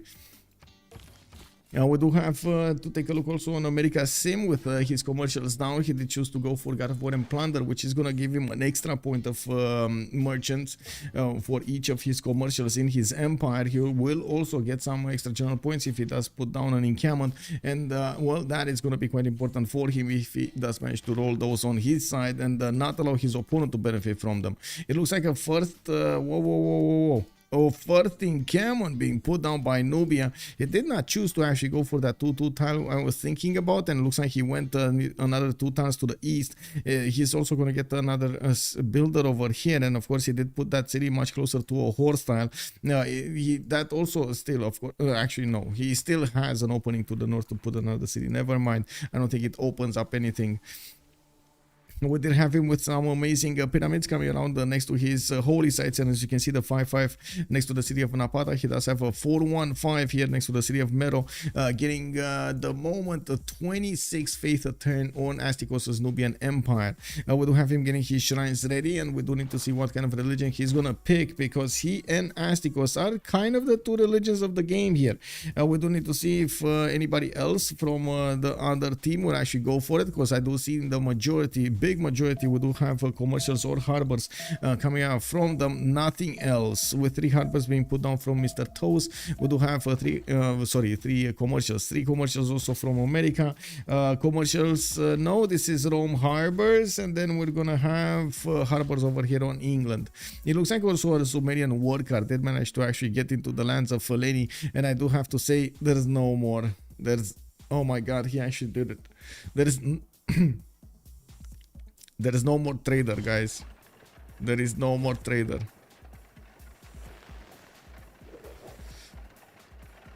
Oh well, it is what it is. Anyway. Word card got a trader. You think the word card got it? No, not the scout earlier. I was thinking the scout got it, but I guess you might be right. The word card might have gotten it. Anyway, it died. It is what it is. It gave its life for that trader. He got the princess, man. It's all good. We got Gavin Plaza in London, and it looks like, of course, new Royal Vidocast coming from his other series. He's definitely going to want the lighthouses for the extra housing, and I'm pretty sure he's going to want to keep exploring his coast to see exactly what kind of options he's going to have. Towards the west side here, we do have Leni, also very close to the Empire of Sun-Tzu. While we do need to see if he's going to take Rapa Nui at some point. He does have quite a few nice mountains to defend behind. We're going to need to see how he's going to organize all of that defense, and how much he does want to settle inland, because I mean, yeah, he definitely can try to sit on the coast as much as possible. A bit unfortunate though, he doesn't have a continent split this time. It's way too far to the west side to actually get a city over here. Maybe you think this might be an option next to Caguana, but again, that is a slim chance that it's gonna happen and be allowed to happen by Sumeria. Now on the east side, it doesn't look like he actually has anywhere to go. This continent is extremely big, and the continent split is actually giving so many bonuses to Scotland towards the northwest side, not really favoring England that much. Chat, what's your favorite civ? That is a very good question. Chat, what is your favorite civilization here? Rome, yes. Sumeria, not yet. Okay, I think we're also ready to put up the prediction for the game over here. What do you guys think? Are we ready? Are we ready? Let's see, prediction. Start prediction. Who will win? And we do have on one side Team Ulyss, on the other side we do have HOH, and the submission period of 30 minutes to go. Okay, let's get this going. And I do want to ask the same question, but I can't actually put it up of a prediction or give you the chance, I'm sorry YouTube, to win more channel points. If you do want to take part of the prediction, please join twitch.tv/OnSpotTV, and you're gonna get the chance in the chat to use your channel points to get more channel points by correctly predicting the outcome of this game. I can actually put up a poll over here on okay, on this, who will win. We do have HOH and Ulyss on this side. Okay, start the poll. Let's go boys, let's go. Let's get the votes in. You do have 30 minutes and of course unlimited time on YouTube over there to get the votes in. So yeah, use it wisely. Looks like God of the Sea has also been picked up by Leni, and I do see a trader is coming out. Another one from the city of London is also getting bullied over here by multiple scouts around his territory. We do see Montezuma is starting to walk in and keeping him from actually finishing his Gavron Plaza. And well, from the east side, he does have a Nubian scout trying to do some form of mischief over here in the borders of Bristol.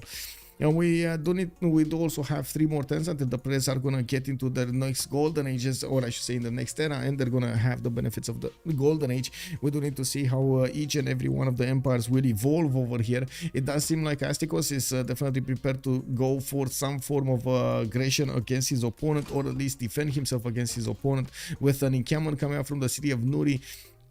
He's prioritizing to get the horses over everything else. He's very worried that he didn't have horses next to his cities. I do see also another 2 settlers coming from Mero and Napata, while he's getting Moksha plugged into that city of Napata, so he can get more culture points and at the same time more faith. We do have him also upgrading some of his Pitati archers. These are quite strong units to go against an opponent from the beginning or defend. They're extremely quick and they do a lot of damage. Now, usually it does seem like, of course, America is going to have quite a bit of time to keep himself safe, especially with how the land looks like over here. It is not even a possibility for that many artilleries to shoot from the other side, let alone slingers and Pitati archers and something like that, you know. We do have Governor Plaza coming up from Washington to boost his markets. He didn't quite put them, all of them, next to his river over here. He didn't want to kill chops, but he did actually put one on an iron tile, so he's gonna get that resource immediately after he discovers bronze working. Didn't go there yet though. We do have SandroGames going for his archery, and I do see political philosophy coming up in 3 turns. Okay, looks like Aztec scout is going to need to get out of there. There is an archer here from England that is doing massive amounts of damage, right? And it looks like Lenny is going to be slowed down from getting his governor plaza and that extra governor title, which is quite important. We do have Uruk also pushing out his opponents. He does have 2 damage workers in his capital. While he did finish his governor plaza, he got also his commercials boosted here with both of them +4s. 4 turns to get Etemenaki in the city of Batibira. While he did finish his commercial first, he did just, you know, have time, enough time to just think if he wants Etemenaki, the perfect placement for it, and so on. It looks like Li Yang is also established in the city of Batibira, giving him some extra points of production here, while we do see him going for the campus from the city of Ur. That is a +3 next to the mountains and the Government Plaza, which is going to give him not only the splendid bonus but also a lot of science. Ulyss is on a losing streak, but I like their position on the map much better, so I hope they won't F it up. Hello there, Simon. How are you doing, sir? And welcome. And yeah, it is. I gotta say, this is very big surprise for me. Ulyss has gotten here. I'm not sure exactly how. We've seen a lot of their games, and I'm pretty sure we do see a lot of wins on like screams or something like that that we don't get to see. Actually, there are a lot of wins that we don't get to see. Yeah, but from our perspective, it kind of seems like they're on a losing streak. Then we gotta see when the comeback is gonna happen here. When are they gonna actually get concentrated to take down their opponents? It might be this game, it might be the next one, but I'm sure it's gonna happen because we got so many experienced players there on their side.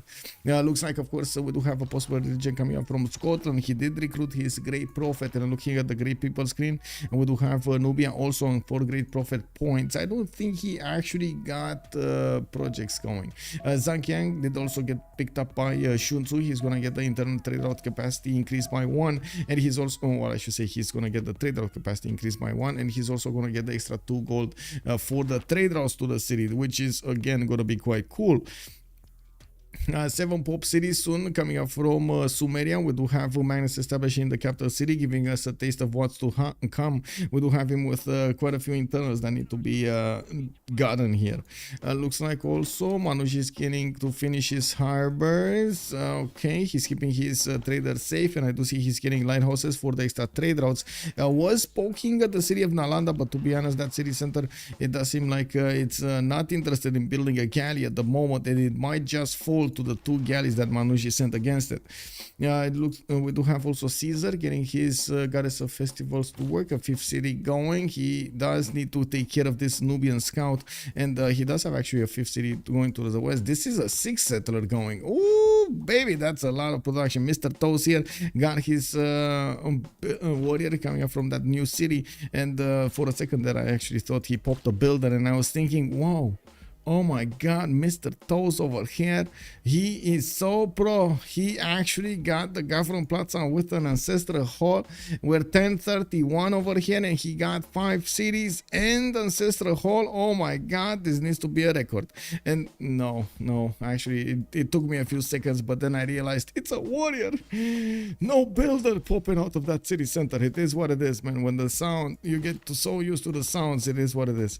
Yeah, we do have also, I gotta gotta say, guys, I wanna ask you something, because I was looking for my YouTube videos to actually get one of those beeps, you know, like a proper beep, sound from games and stuff like that. I wanna ask you about the beep, if you like the beep. Give me a second. Give me a second. What is it? This? No? This? No? This? This. Do you like this beep? Huh? Do you like the beep? Do you like the beep? Needs to be changed or something like that? Because I can actually change it a little bit. Anyway, this seems like to be the beep that needs to be introduced in YouTube videos from now on. yeah, it works. Either that or they chose to wait, my head doesn't like it. Whoa, wait, really? Okay. Oh, it is what it is. You can't have everything, I guess. Now let's actually take a look at their golden ages. We're turn 32, and by the looks of the players did actually go into all of them actually went into golden ages. We do have the religions also started up, and we got some okay, some thumbs up. And Alex 2005, I have no idea if you're actually raising your eyebrows or you're pointing at Rafifi. Okay, it is what it is. Anyway, feed the world and eternal bridges coming up from Scotland, and he's gonna get, of course, those extra food and housing points from the beginning to increase his population count, trying to also get the hanging gardens from the city of Stirling. He didn't have a possibility to try to go for Temple of Artemis here, which is kind of unfortunate. I don't see any early camp for him. He's getting his 4th and 5th city out, 6th city out as well, and I do see we do have Hazaggi here with the Monumentality Golden Age starting to work on 26 faith at 10, 17 science with 19 culture.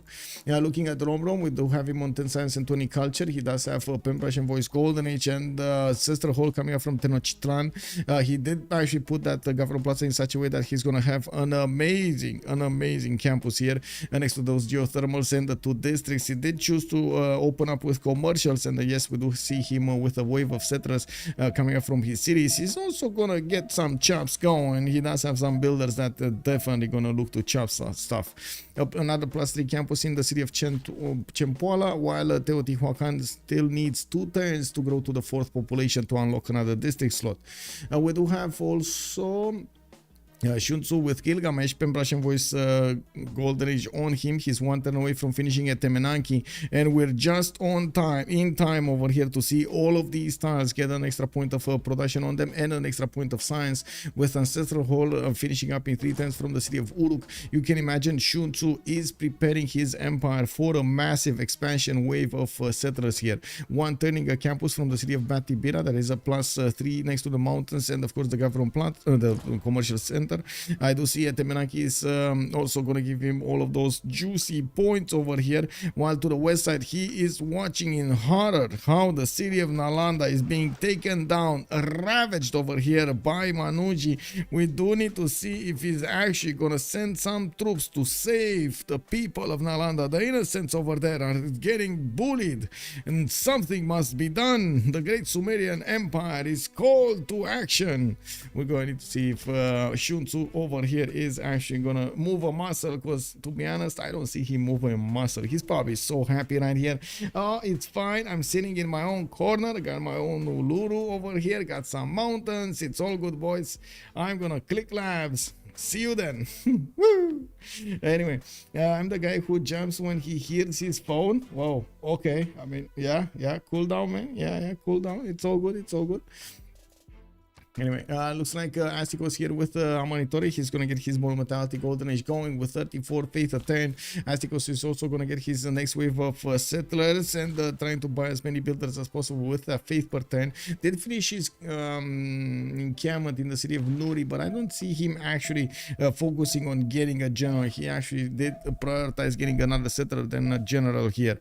Of course, so it's just a matter of time until he's actually going to get another builder bought in Nuri with his faith. and I'm pretty sure we're gonna see some chops over here, access to some tiles, some forest tiles that will give him the production necessary to get those chops going, get the projects going.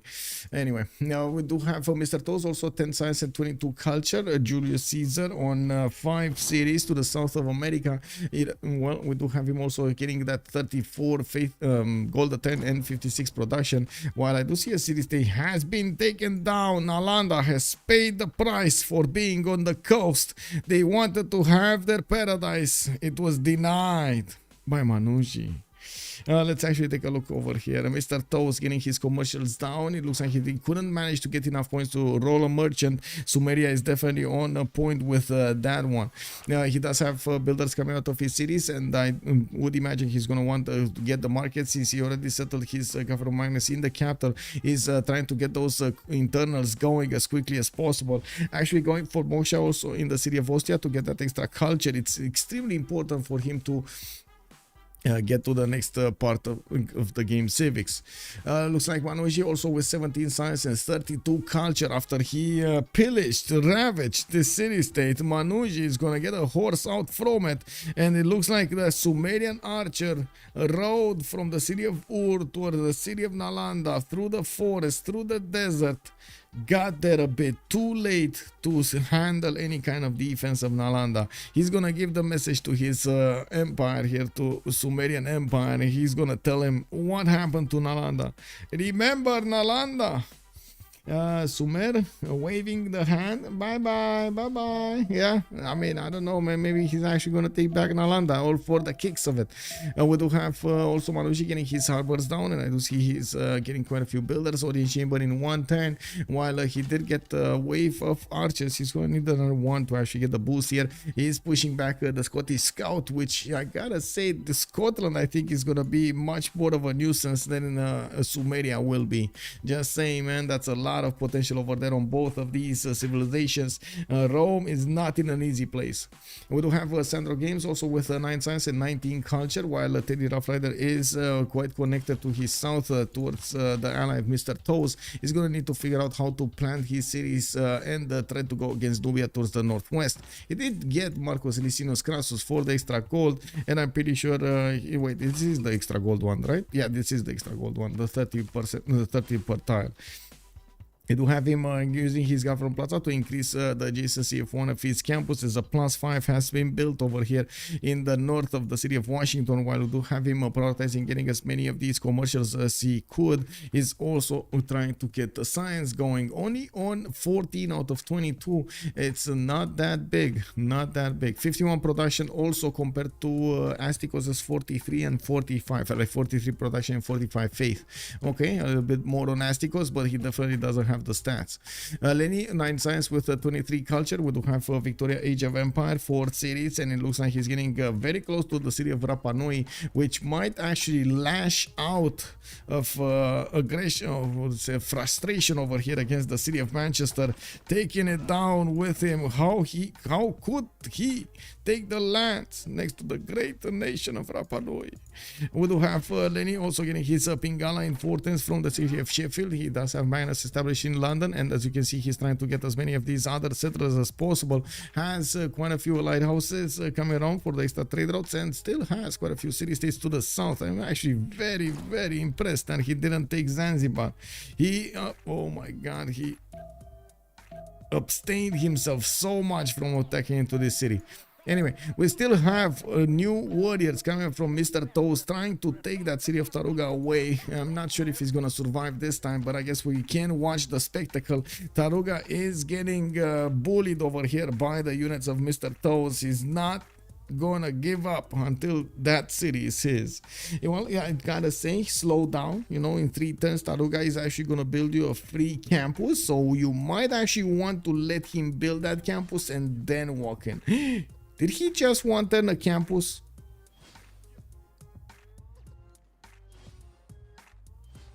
Man, I want what he's having. Just saying. Stone army incoming. You think he's actually gonna get those all of the chops from the stones? I guess so. Anyway, we do have the petition going on. Let's actually double check everything is fine. Okay, this. this and this. Okay, Taruga secretly 100 protection per turn. Yes, so many possible strategies in this one. Very spicy. Yeah, there are so many things that they can do. We're going to need to see if they choose correctly. It looks like also coastal setter has been set up by Hazaggi. He does have his greenery coming up over there in next turn. Probably he's going to get to chop it. And I do see that Astikos is sending a settler directly to the west of Napata, which is going to be coastal and which will open up the trade route, the trade lanes. I'm actually a bit surprised Romrom didn't settle Ixtapaluca next to the coast, but I guess he didn't care that much about that tile. Now we do have him with another setter from Tenochtitlan going inland, not actually going on the coast. So is he just gonna let his above allies just trade with each other and he's gonna be ignored? Whoa, is he actually gonna trade over here towards the southwest with Sun-Tzu? I guess so. We do have also Temple of Artemis coming up here from Romrom. He's getting it in the city of Chempona towards the southeast over here, and he's actually gonna get quite a few honey tiles to give him the extra points. I do see 1, 2, 3, 4, 5, 6 amenities. Oh no, more, 7, 8 over here, 8 amenities. Very nice, very nice. Anyway, we do have him with these ones as well. This is a bigger one. Wait a second. So we got 1 and a 2 and a 3 and a 4 and a 5 and a 6 and a 7 and an 8 and a 9 and an 11 and a 12.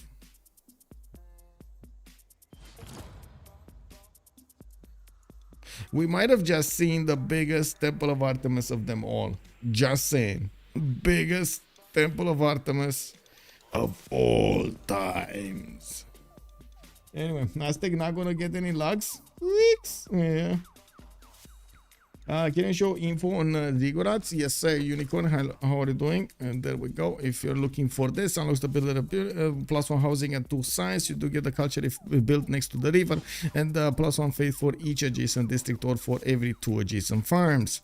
You do get, of course, these bonuses. There we go. What religion did Scotland take? Feed the world the plus. That's a very good question, actually. Plus what? What did he take? Plus. He didn't preach. He's gonna go for the spread. While Nubia did go for colder music with stewardship, and well, I guess he's gonna get that culture with the science going. It looks like he's also giving another setter towards the south and working on audience chamber from his capital city. He did convert his initial 2 cities to his religion, and I do see him investing more in the faith portal, more in the holy sites. And we're going to need to see him finishing up his setup. He doesn't have a classical unit yet, but neither does America. SandroGames is actually quite busy still making his setup go. 20 science and 32 culture, while we do have Astikos lingering behind with 11 and 19. There is a significant advantage for Astikos when it comes to the next city count. He does have another at least 2 settlers, 3 settlers that are going to be settled in the next turns, and I'm pretty sure with that extra production and the extra capabilities, he is going to get to catch up. SandroGames is on 4 cities, for example, and he's going to get another 1 in the south of Washington. A interesting choice to go for the coal tile, but it is what it is. Now we do have also the bullying at Taruga with the horse starting to, I mean, he couldn't do it with the warriors and he got a horse, guys. He couldn't do it with the warriors. It is what it is. I mean, you know, these warriors are limited in their, you know, performances over here. So we need to get the new GT500, the stallion of the day. We do need to see them running towards the city of Taruga and smashing through that city defense. Looks like the war has started, and we do have Mr. Toast taking a prisoner. The builder is his. Taruga is getting hit, and I do see, of course, the city is under siege. It is not going to get to repair his broken defenses. To the west side, looks like we do have also Manuji managing to stabilize the city of Nalanda. That build him was, you know, he is so kind to actually build him a campus. We do have him establishing victory in that city center, and I'm pretty sure he's gonna need to get a few more units here. He does have an archer also deployed, and that's one of the chokes I was talking about earlier that he needs to lock. Now there are 2 more chokes directly to the northwest, and Sumeria might just bypass totally the city of Nalanda and go towards Kume. Just saying, you know, just saying, it might be a problem. We do have Sun-Tzu also getting another settler towards the east of Adab, and I do see another wave of settlers coming out from his cities. Another 3 of them are going to come out, with 2 out already. He's going to have so many cities here. A bit unfortunate that he's going to the south. I'm not sure exactly where he's going. I guess the only good city is next to the coast, has fresh water, a 1-3 tile, a whale tile, and that's it. Like, is he actually gonna want to 40-10 Petra here? Because that's kind of like what he's going for. I'm not sure. Does he even see this? I really hope he sees this. Yes, he's. Oh, he doesn't know it's coast. Okay, I mean, I guess he can find out right now, but he didn't know before. That is a problem. He never actually scouted to the south. He doesn't know what is there. If he would have gotten to the southeast, this would have been much easier. And yes, Lenny is actually moving galley from the east side, which again, I don't think he actually is aware of what's going on. Yeah, he's not really aware of how the land looks like. He's getting a horse coming up from Batabira, and we're going to see him discover this territory here to the southeast. And of course, be aware that he's gonna need to put some coasters if he wants to trade punches with England. I would say probably he's not gonna want to do that. He's gonna want to stay on the land. He does have cities towards the northeast. He does have mountains to get in. He just needs to scout out that territory and figure out where the best cities are. If at first you don't succeed, come back with more horsepower. Yes, exactly. Well, he did take Taruga down, and it looks like Mr. Toes did manage to succeed on that endeavor. We do also have a new Pantheon here. No. Earth Goddess. Did we miss a Pantheon? I feel like we missed a Pantheon. Oh yeah, there we go. Aztec. We didn't see a Pantheon from Aztec. He didn't care at all about this Pantheon. Whoa, okay. Well, I guess we do have him, Romrom, getting that settler towards the north of Tacopan, which is going to establish the trade routes with the other nations. I do see he's also getting new markets out. He'd finish his big Temple of Artemis, getting so many amenities in his cities here. You can see how many +6 cities he has around that wonder.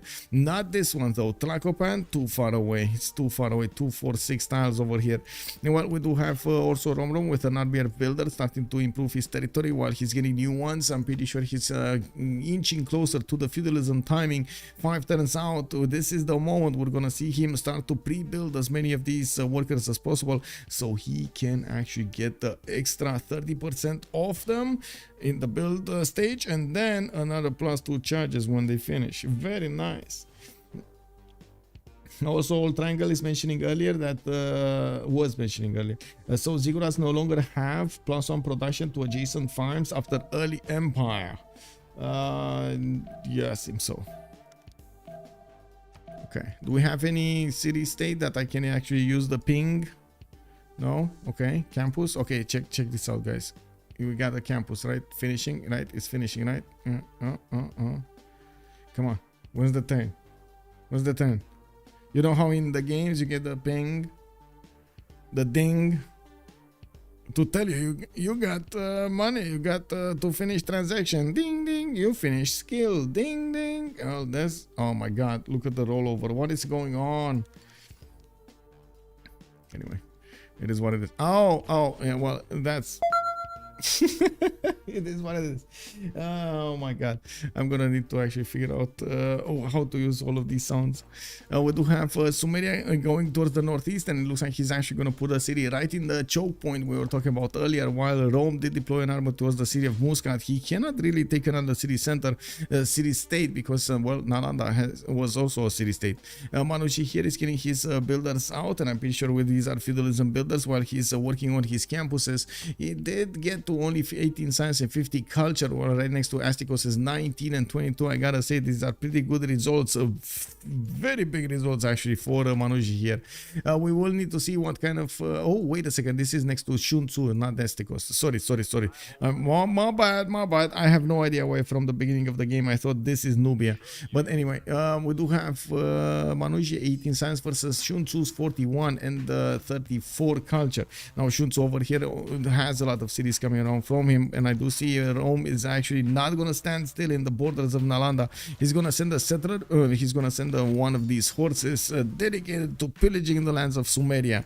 We do have some unescorted settlers also coming around from Sun-Tzu. He needs to be careful about these ones. You never know when a very nasty horse is gonna come out from the forest. Was too powerful to show on stream. Yes, Bugado, hello there, sir. It is what it is, man. It is what it is.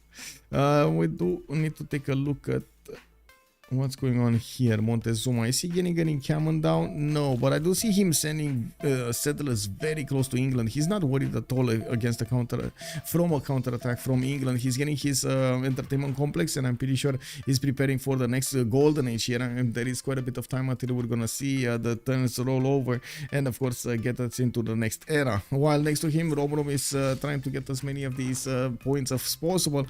For the side of the screen, we do have Scotland on 6.9, while Sumeria is on 2.3, America is also 3.4, and while Rome is 1.1, Aztec is 1, and the other Rome is 1. Hypatia over here is much more likely that it's going to get picked up by Hazaggi, and I do want to see if Sumeria is going to do some shenanigans, because he just did. No, Rome did. We do have Rome. Wait, yeah, Rome, Manuji, man. He fast fingered Hypatia away from Scotland right next to him. Okay, that is pretty big. And wait a second, do we have wait, guys, do we have a grove here next to Delicate Arch? We do have a grove here finishing up in 2 turns. That is a preserve, ladies and gentlemen. We do have a preserve next to the Scottish city of Dumfries. It's a rare site, but he built it. We do have also new campuses. He did choose to go for the, how to say, his hockey rings over here. Hockey rings, wow. Golf courses coming around from his city centers. And I do see he's also going to get new cities in the north. I would imagine he doesn't have a lot of faith to use here. He's on 84 faith at 10. That is pretty big. That is actually bigger than Astikos at 63, which is benefiting from a lot of these pyramids. That is incredible. Hello there, Toasted Toad. Good evening, sir, and welcome. Also, Buga. Hello, everybody, and welcome.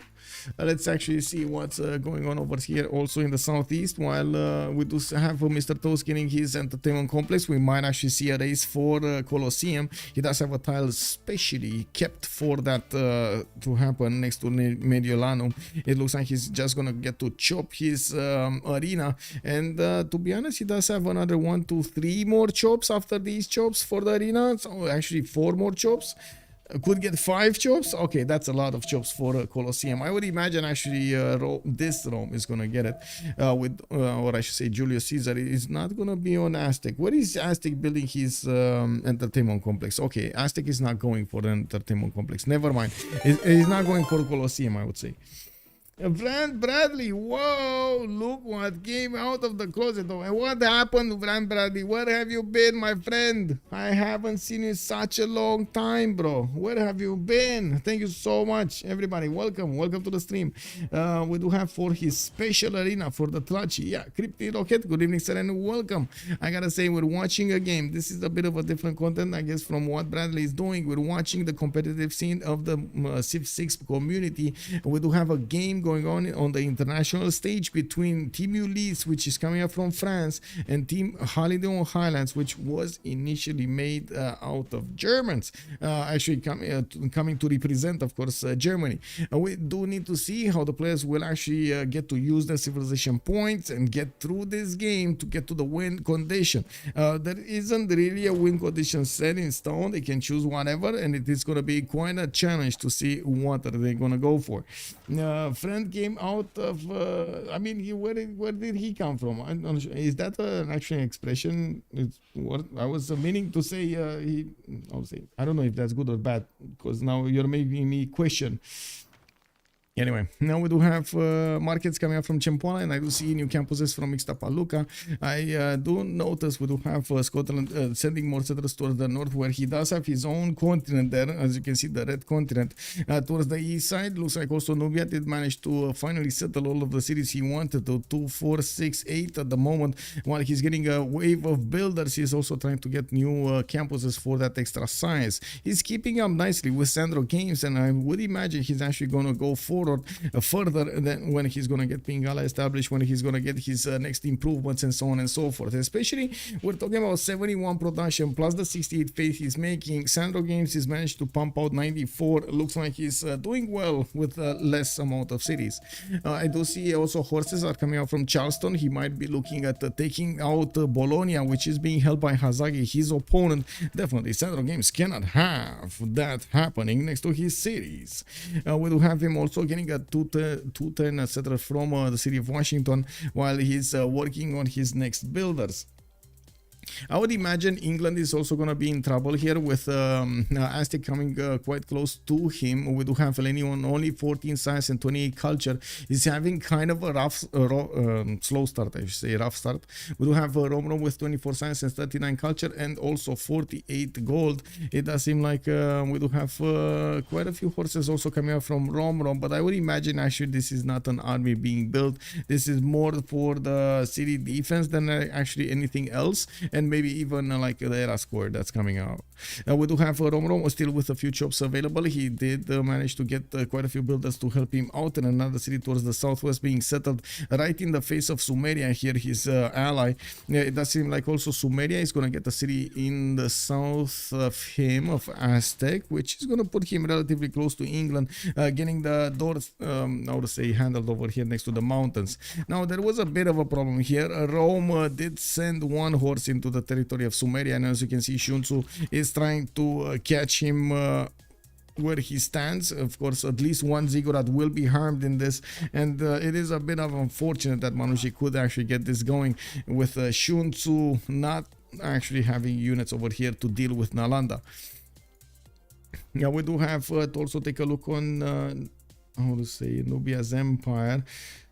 Let me take a quick peek over here. This is where my mind takes me. Okay, libraries. It looks like Astikos is gonna get a bit of a boost in science, but I wouldn't say it's gonna be that big over SandroGames, or at least not at the moment. He didn't get to roll over enough of these general points, so he can actually get a general. Nubia is okay, is 3.4 points. Next turn he's gonna get the opportunity, while America did stop to make the points. He probably used the card for quite a few turns and then totally like switched away when he saw nobody's going for it, nobody's prioritizing that.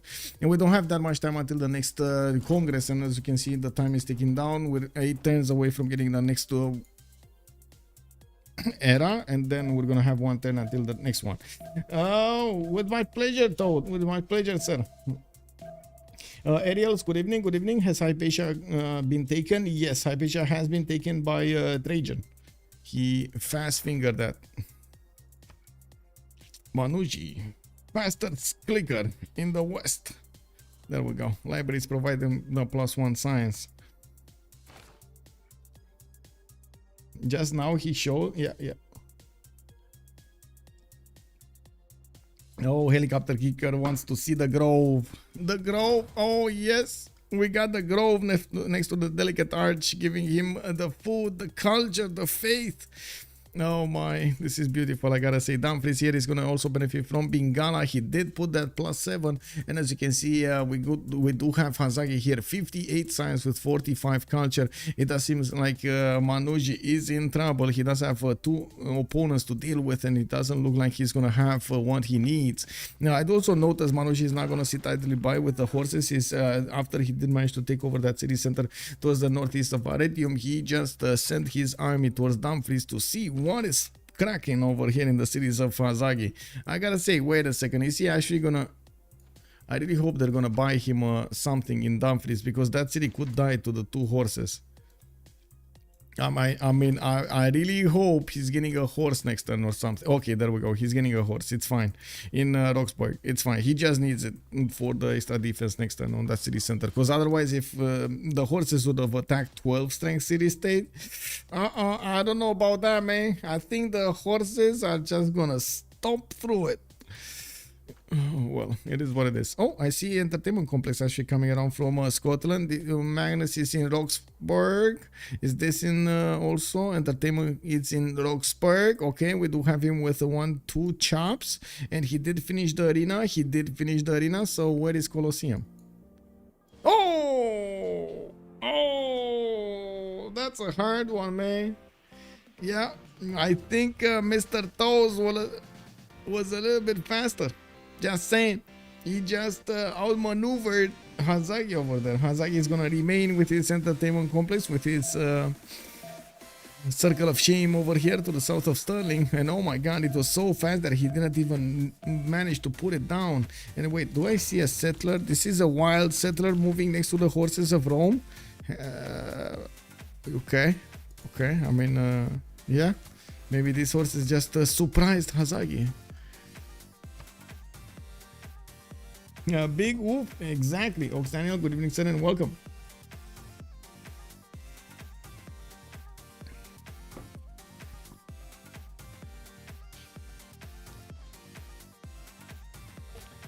Okay, so we do have an archer from Dumfries. It looks like he's gonna take out that Scottish scout. Scotland is gonna move forward his settler, and he will probably get the horse settled over there towards the south of Dumfries. It's gonna be an easy next turn settle. We do have him with some scientists to the north actually. Whoa, Aztec. Guys, do you see what's going on here? This is so funny. Romrom declared on Hong Kong. Hong Kong has units next to Scottish settler.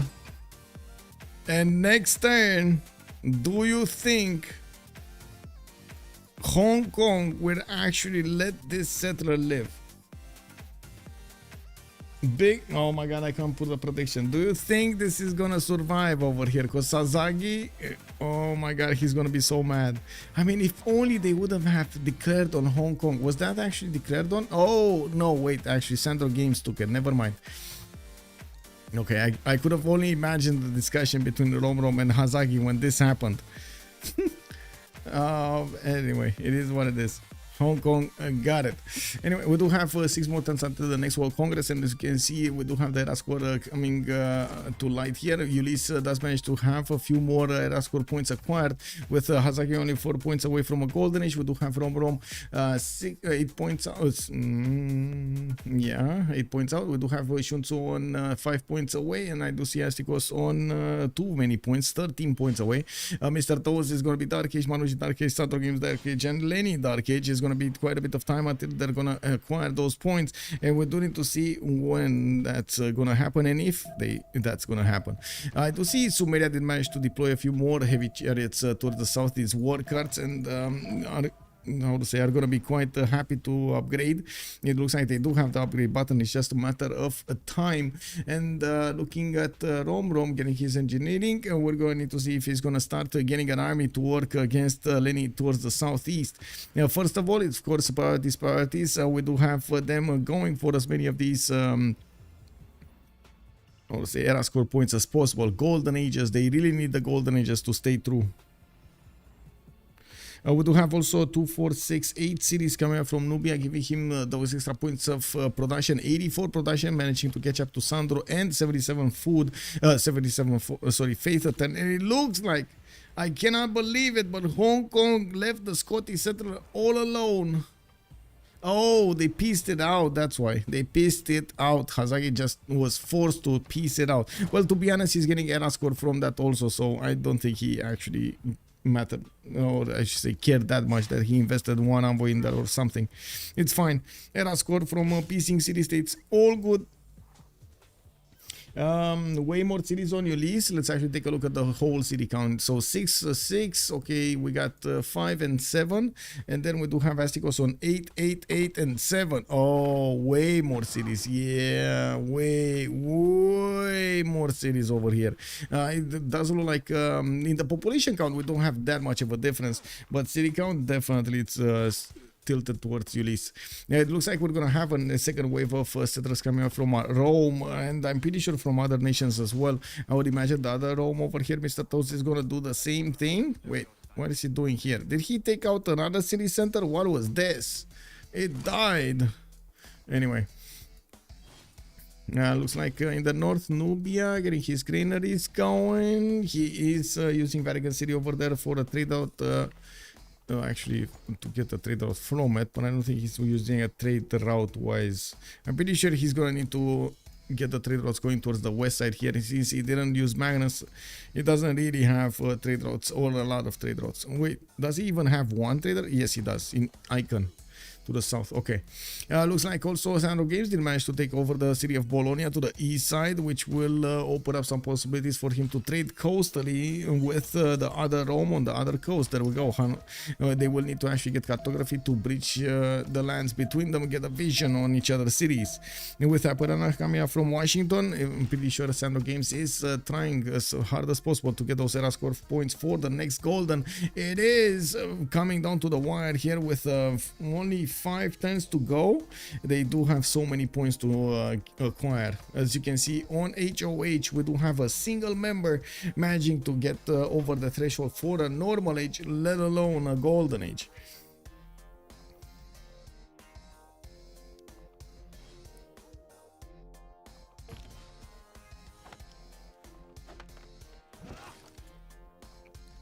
Okay, I do see Oracle coming up from Philadelphia, second wonder being built over here by SandroGames while he's chopping the city of Washington style so he can get the Apadana faster. Now, in the south, Mr. Toast did put some new settlers in production, and I do see him chopping with the remaining tiles he has, getting new settlers with feudalism going, while his opponents are actually expanding. They are also getting a lot more stats at the moment. Looks like Hazaggi on 56. We do have Romrom 54 and 67 next to England's 32 and 41.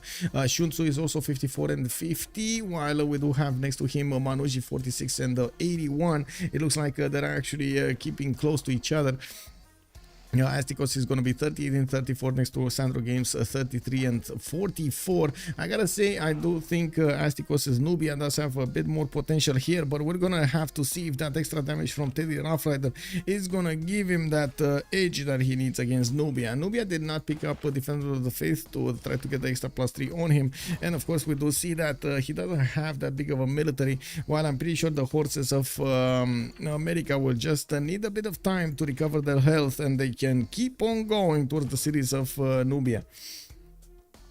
How is the GPT looking? Good question from Alex 2005. We do have actually Ulyss with a bit of a problem here. Only maybe like 115 gold, 16, 17 gold is generated over there by them. While on the other side, we do have HOH with 24, 34, 59, and 97. That's a lot of gold on their side. We do say also... Now we do see also a general here in the city of Nuri, which will give Astikos the edge over his opponent. While I gotta say, oh, SandroGames just picked up his own general, Hannibal Barca.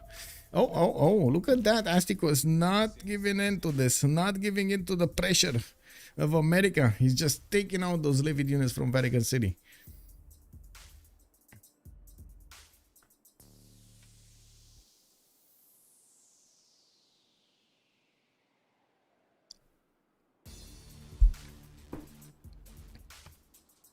Well, we do have a Legion coming up in 2 turns from the city of Nalanda, and I do see watermills in the city of Ur, while we do have these amphitheaters coming up from Batibira. Now, I do see Uruk is going to get finally the industrial zone he desperately wanted.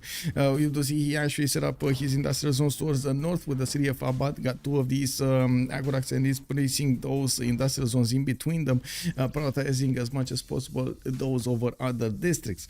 Now, I do see campuses, new campuses also getting around here. here, and he definitely has a lot of science acquired per turn, 55 and 66. Well, we're going to need to see if he's going to do anything with these knights. Now, there is a possibility for him to just bypass again the city of Nalanda and go towards the other cities, the core cities of Rome. We do have him also with road generated over here. If he just connects Abu Salabik with his capital, he's gonna have a direct pathway towards the Roman cities. I do also notice a new series coming out from SandroGames. Unfortunately, he did put one in a non-freshwater situation, and I'm actually a bit surprised he didn't send a single one to the west side. Yes, that would have probably exposed him to Nubia a little more, but I'm pretty sure he wants to actually trade some punches with Nubia. Maybe he just wasn't prepared to go as far to the west as he could. SandroGames is going to try to get new settles over here to the east of Boston, and I do see Philadelphia, while he's trying to pad those science numbers with the new libraries getting in. Astikos is magic to get 58 science, 66 science with 39 culture, while he's getting another wave of campuses. He's also going to finish his pyramids next to them to get some extra points. As you can see on this one, he did manage to add more points to that one tile of the pyramid, which is already getting some extra food from.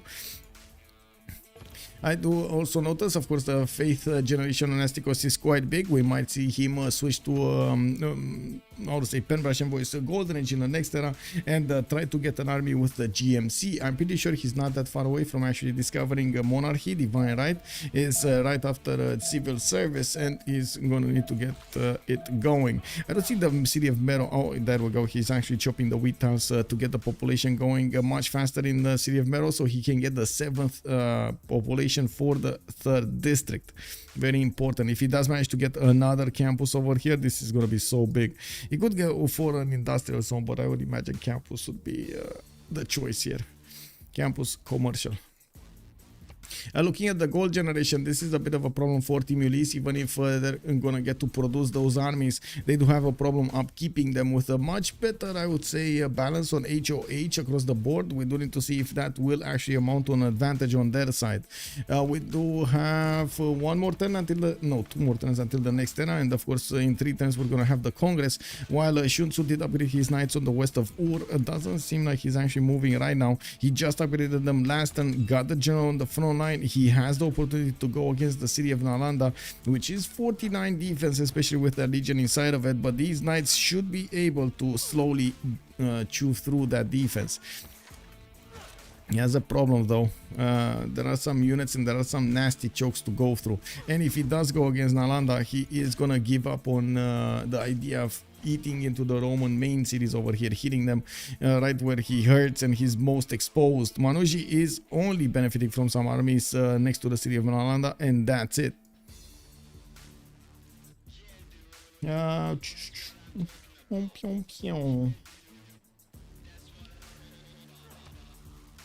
Okay. Oh my god, look at the science coming up from Aztec here. We do have him on 2468 series, and it does seem like he's also getting converted by his next door, his allies' religion here. Wait a second, do we have a religion on the other side? Oh, London did get a religion, Zen meditation with Defender of the Faith. Ooh, Avayo, thank you so much for the sub, sir. Thank you, much appreciated. Thou shall be knighted primer.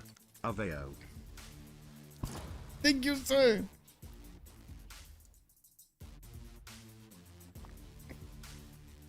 Okay, well, new industrial zones coming out from Lenny as well, finishing up his campuses. Finally did manage to get 50 science and 45 culture, but unless he actually switches to a free inquiry golden age, I doubt he's actually going to keep up with Aztec science. That's going to put him in a few challenges positions over here. Lenny is not going to have the culture as big as Aztec, because I'm pretty sure Aztec is just going to keep on going on that Penbrush and Voice. He has strong campuses to use the bonuses from. We do also need to see what kind of Congress decisions they're going to have to go through, because I'm pretty sure some of the proposals can impact the game considerably. And finally, we do have the American army starting to move towards Nubian borders in the city of Nuri, and it looks like immediately Astikos saw this happening and he got a few more pitatis, put a swordsman in the city of Nuri, while he is going to need to get new armies out to stop the encroachment of the American horses against them. Now we do have in the era score, by the way, we just popped in this is the one. This is the one. No, next turn. Okay, so I looked proper. Lenny needs 9 points, guys. 9 points to get the golden age.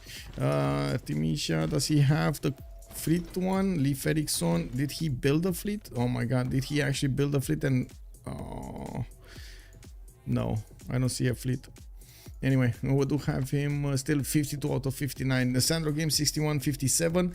Okay, he got his golden age. Manuji is 64-67, and it looks like he needs 3 more points. We do have him with Great Bath in the city of Palmyra.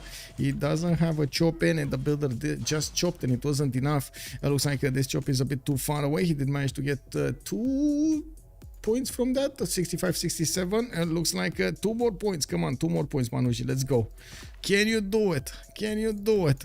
I wonder, coming up from Kume, Colossus in 510s, again too far away. While the Knights of Sumeria are bearing down on the city of Nalanda, he's trying to get new legions out, and of course blocking that northern choke point is not allowing the Sumerian horses to punch through. But these knights are gonna get in, and it looks like that archer is not gonna hold the choke for long. We do have Trebuchet also coming on the way from the city of Ur, and as you can see over here, Sun-Tzu is gonna want to deploy it on that geothermal to shoot directly at the city of Nalanda. We do have Mr. Toast also managing to get his golden age. Manuji managed to get his golden age. There we go. There we go. He got the fleet over here. Uh-oh. That means Lenny didn't get it. Uh-oh. Oh, I think Lenny's survival chances just went from okay to scrap territory. You know that moment when you see your first spawn and you're like, scrap this for me, boys, scrap. This is where he's at, right? He just went from like okay-ish, if he had a free inquiry, if he had the gold, if he had the units, if he had a few more cities, okay-ish, you know, like it's there. It's like you're not gonna die fast, you're gonna still impact the game, but you're still not gonna get your team the win condition, you know. You're there, you're helping out. But then, without the golden age in the next era, I don't know about that, man. That sounds extremely bad. Like, I don't know. It's like falling off, like keep falling. You keep falling. You see yourself falling. Everybody's getting more points over there, and you're like, just scary moment, man. Scary moment.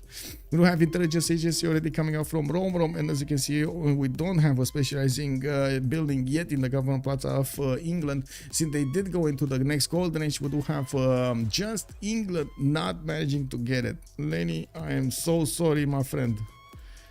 I am so sorry.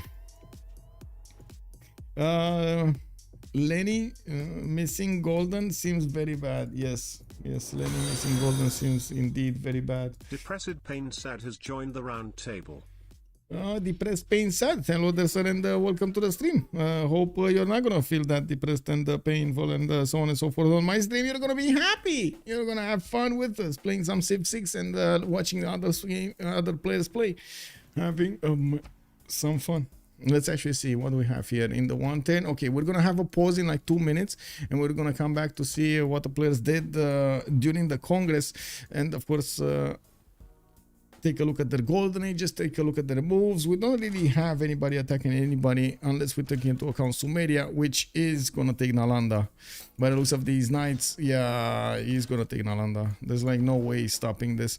The Trebuchet is just gonna move in and smash those walls down until they crumble.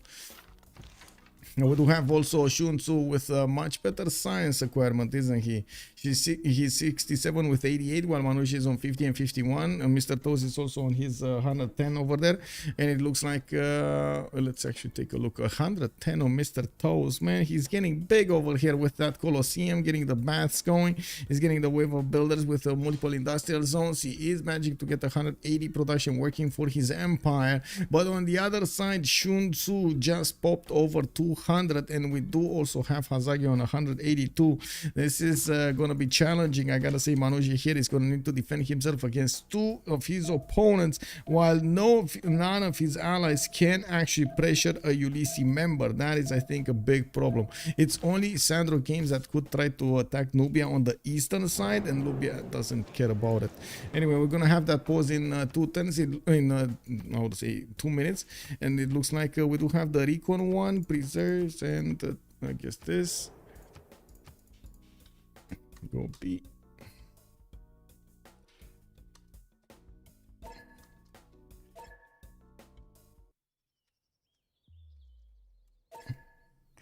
Okay.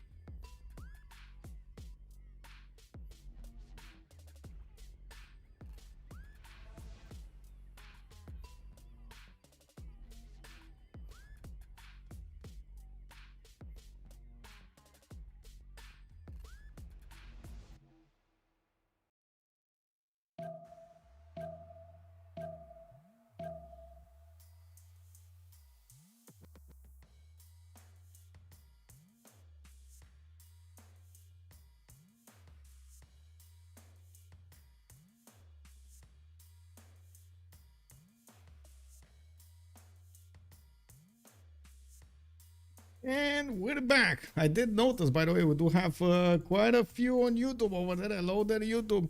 I did notice you guys put quite a few votes in the prediction. Let's actually see in the poll over there for the who's gonna win question. HOH 33% of the options, while Team Ulyss got 67.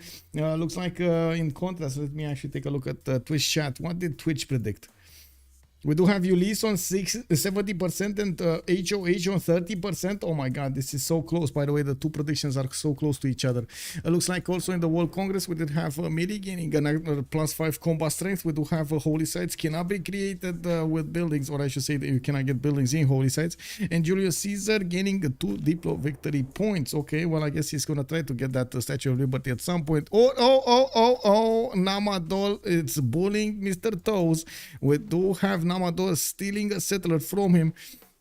Well, I do see Rome does have a single legion next to Antium. It's going to be away until he actually gets back that settler. It looks like he's also just, Namadol is like keeping, you know, like Mr. Toes over there. His settler, he's keeping it next to his borders. Hello, this is mine now. Like, hello, do you want this? No problem. It's mine now. You can come and get it, but I will fight for it.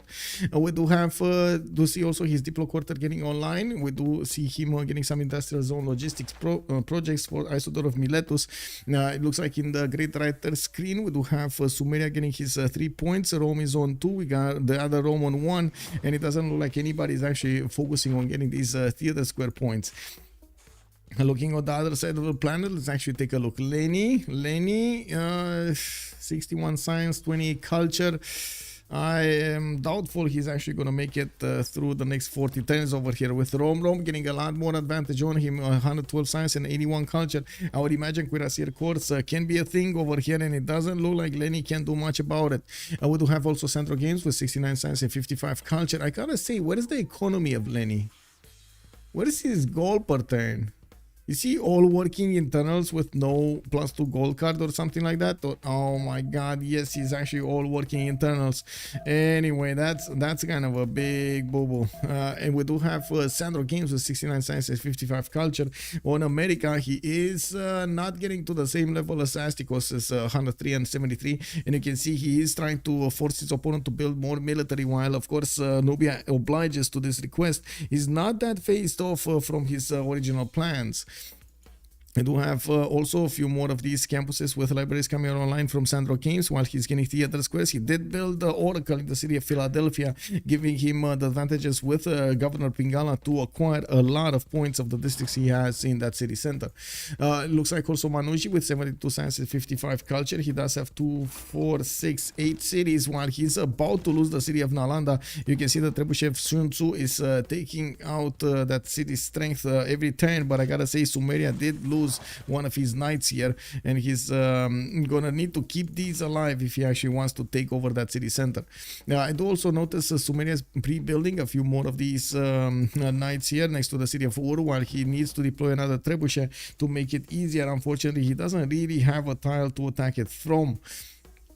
I don't think this is a this is a hill tile and this is a flat tile, so there is like no way for him to attack it. I would have Mr. Toes also with 118 science and 87 culture. I gotta say this is the first member of team HOH which is benefiting from more than 100 science, getting his reina, establishing the Caesar Augusta. Mr. Toes is benefiting from the cities to the west of the mountains, also a bit too far away from being effective at any kind of defense for Lenny, but still is trying to acquire as much territory as possible. He still didn't get that Namadolian settler. It looks like again Namadol is just keeping it next to his borders and not letting go of it. It looks like industrial zone logistics are going to finish soon, and he's probably going to get to acquire Isodor of Miletus to work for him. We do need to see when he's going to get and what kind of wonder is he going to get with it. Astikos to the north does have Pen Russian Voice Golden Age, 108 science with 73 culture, getting his theater squares down and trying to get to the bigger population count. Also a wave of libraries coming out from his cities. Hard building even knights with enough production to get them into 4 turns out. He pushed back the American army towards his own territory, and now we do need to see what is he going to follow this up with. His Rome is actually trying to push into him from the south with a horse. He might actually get in to do some form of pillaging here. Now we do have also Sun-Tzu on Gilgamesh, 89 science with 100 culture. Definitely has the same amount of science as Rome, but a little bit more culture. We do have him putting his entertainment complex down. While it does seem like he's keeping the pressure on Nalanda, he's not really managing to break his opponent down. I do see Foreign Ministry is also getting into the city of Uruk. He's trying to get the Great Library from Batibira, where he did also build the pyramids, and of course Temenanki giving him all of those extra production points. He's right now on 241 production with only 14 faith a turn, only 38 gold. Doesn't really have the opportunity to amass a big army or upkeep a big army, but I think this should be enough for at least a while. The Nalanda walls, by the way, are dropping very quickly to these to this trebuchet, very quickly to the trebuchet. I think actually the initial attack that was done to the city center were actually these knights attacking into it, and yeah, there we go, like one shot from the trebuchet and bam, that's it, the city's going down. Looks like also Romrom with 119 science and 84 culture. He's overwhelming the stats of Lenny on 66 and 44, getting a wave of universities which is gonna boost him sky high. He is probably gonna pick something for the late game here, and it looks like he's discovering buttress. He might be looking to get industrialization before any kind of war starts. I gotta say he's not really worried at all about England here, because way too little science from England, and it doesn't look like England does want to push into him anyway. It would have been interesting if we had at least a few horses from England saying hello to the Aztec warriors, saying hello to the Aztec cities, just to tell him he is there, you know. Also, Ulyss now leading overall in every single category. Snowball time! Yay! Yeah, Thunderous indeed. Aztec is going to be big. Yeah, very big over here.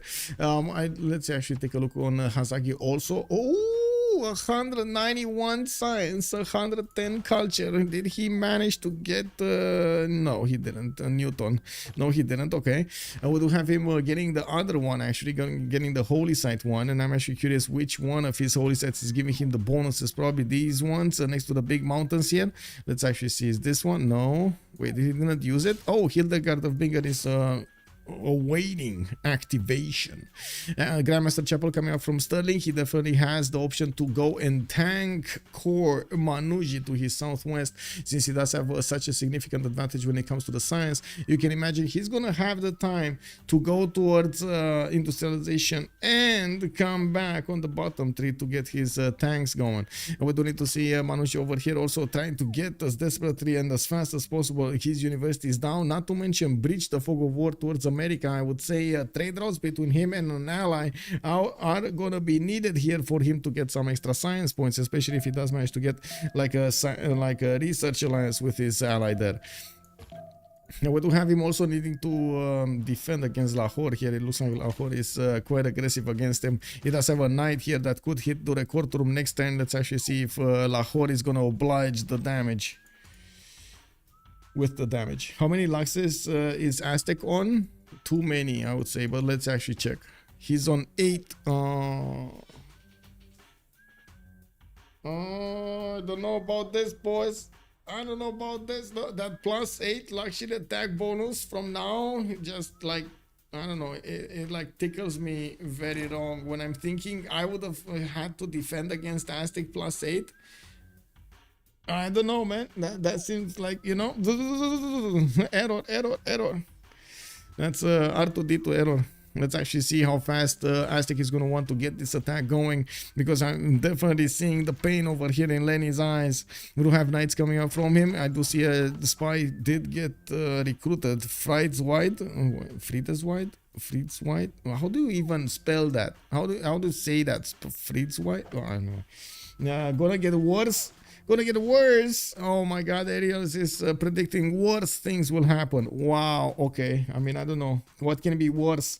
It will be at least +9. Wait, did he get that settled next to the... No, he did improve his whale tile. So he has whale, he has jade. Does he have marble? Okay, he doesn't have marble. He's gonna get the marble in Tlacopan. He has a citrus. He has the honey tile probably somewhere. It must be somewhere. We do have him with a cotton tile. I think that's it, right? 1, 2, 3, 4, 5. Wait. 6. 7 from the marble. What's his 8th and 9th? What the... Wait a second. Did he, let's see, in the previous recruited, did he get the other one that gives you all the same? The other merchant? Merchant.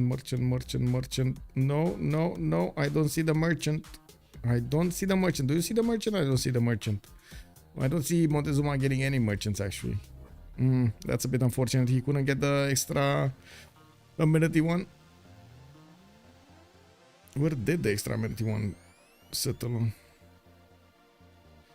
No. I don't even see it. Is it even here? Because I don't even see it. I see Irene. Was it the first one? No. This is Marcus Ricinus Cras was the first one. Oh, it was Aztec. Never mind. It was Aztec. Sorry. It was Romrom. I just didn't scroll up as far. He got it actually from the beginning. He got it. Yes, the merchant Luxes do count for Aztec. Well, that particular merchant counts. I don't think... wait, does the other one count? The one that gives you toys, the +4? I don't think the +4 counts. Or it doesn't count as +4. It should count like +2 or something. The 2 extra amenities that you get.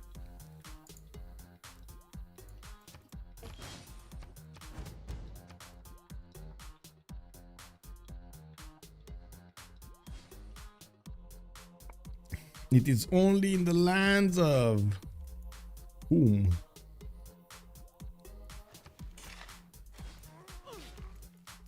Okay, anyway, let's actually see. Nalanda's walls went down. We do have Sumeria's knight pushed out also. Looks like another trebuchet is getting in there, with one getting damaged by the Roman archers. I do see some quadrants are also getting out to hit that trebuchet from the coast. Now we do have the legions actually quite damaged, but it looks like the one in the choke point to the north is not getting pushed by the Sumerian knights.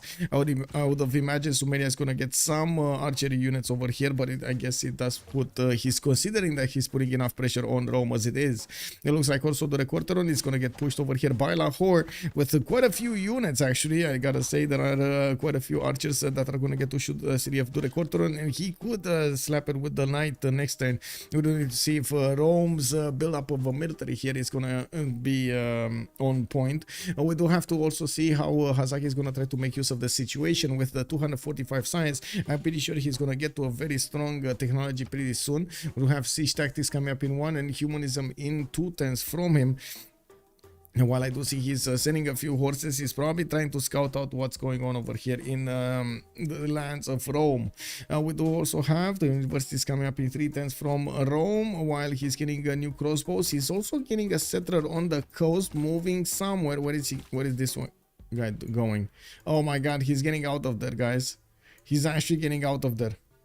So wait, are they gonna sit on 2 players? How are they gonna fix this situation? Because it looks like they're giving up on Rome, right? He's trying to get a safety settler out somewhere, while I'm pretty sure they will need to give up on England because he's not going to be that effective in the next part of the game. He's trying to get the war units going, but I'm pretty sure the damage will be with his opponent, with Romrom, when push comes to shove. We do need to see if he's going to manage to actually get a safety settler over here to the south of the other Rome. Now, in the north, it does look like we're going to have, I guess, America playing out against Nubia, and yes, Rome behind him to the south. Manuji is on the other side with 104 science. I guess we're going to need to wait and see how Hazaggi is going to wipe him out. Mr. Toes 150 and SandroGames 115. It definitely looks like it's a strong east for HOH. Will they have enough strength to actually take over the next part of the game and lead them, their team to victory? With Astikos actually getting bigger over here, I'm pretty sure with the acquirement of new technologies, he's actually going to want to put Teddy to shame. He's going to want to do a few pushes over here against America and pillage him, slow him down. It does look like in 2 turns he's going to get Grandmaster Chapel to benefit from. With 88 faith a turn, Astikos does also have 153 production. Still actually, as SandroGames is keeping up with his stats in all aspects, culture, science, and the production at the same time. This is actually one of the closest neighborhoods that we've had over here between SandroGames and Astikos. Now, we do need to see also if Montezuma is going to start building up an army. Looks like he's not interested. He's getting his industrial zones down from Tenochtitlan, where he's also, let's see, aqueduct. He's putting down an aqueduct, 2 aqueducts from Tracopan and Tenochtitlan, so he can get the maximum amount of production from those industrial zones. I do see universities coming up here in the southwest, while that will add so much more science to him. It looks like it's harder and harder for Victoria to get new points out on his side. In the Great People screen, we still don't have Newton being picked up, but I do see Galileo Galilei is getting passed on, and we're going to need to see when Sumeria is going to have the option to get it, if he's going to get it or pass it. Alex 2005, it is only in the land. Okay, does Sun-Tzu take the city or grab the Diplo? Actually, a big decision. Yeah, that is a big decision. But I would say Manuji has been successful in pushing back Sun-Tzu, and even if we do have a few trebuchets here, Sun-Tzu will not take over the city of Nalanda. The tile that he had a knight on got pushed, and it looks like even if we do have a very low HP legions, well, that city is getting defended. And this one also in the record room. Meta is not always the rule. Yes. What Hunter Priester is saying just works better. Wait, what did Hunter Priester? Liberate always, retake if you have to. Yeah, I would say Hunter Priester is kind of, yeah. I would say yeah. I like that idea. You know, just worry about it later. If you have another city to take, just worry about it later, you know.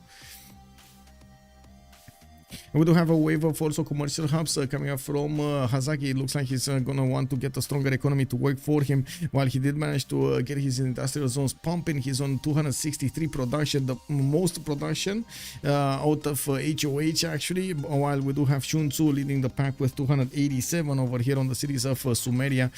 We do have him, Sun-Tzu, also putting down a few encampments, and I'm pretty sure he's going to want to get those general points. While Rome did not yet put down an encampment. No, he did actually in the city of shot at him. And to be honest, that encounter might fall to the considered power of Scotland.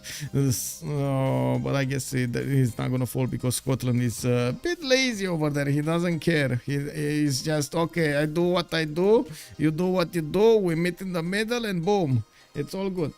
Some interesting strategy talks on the team chat, I bet. Yeah, they're probably thinking of how they should approach this. I gotta say, I would be very worried being on HOH's side, because it looks like their options are getting slimmer and slimmer. Like, what is he gonna do? What is Caesar gonna do? Is he gonna try to get the Statue of Liberty going, get the Mahaburi Temple, get the religion, get all of the points for the Diplo? It might be. I mean, that might be a possibility. But on the other side, how is he gonna defend against planes? How is he gonna defend against jet bombers that are surely going to come against him? We do need to see in what kind of time. And of course, if they do start losing allies, 2 of them, less points in the World Congress, less likely it's going to be for the Diplo victory.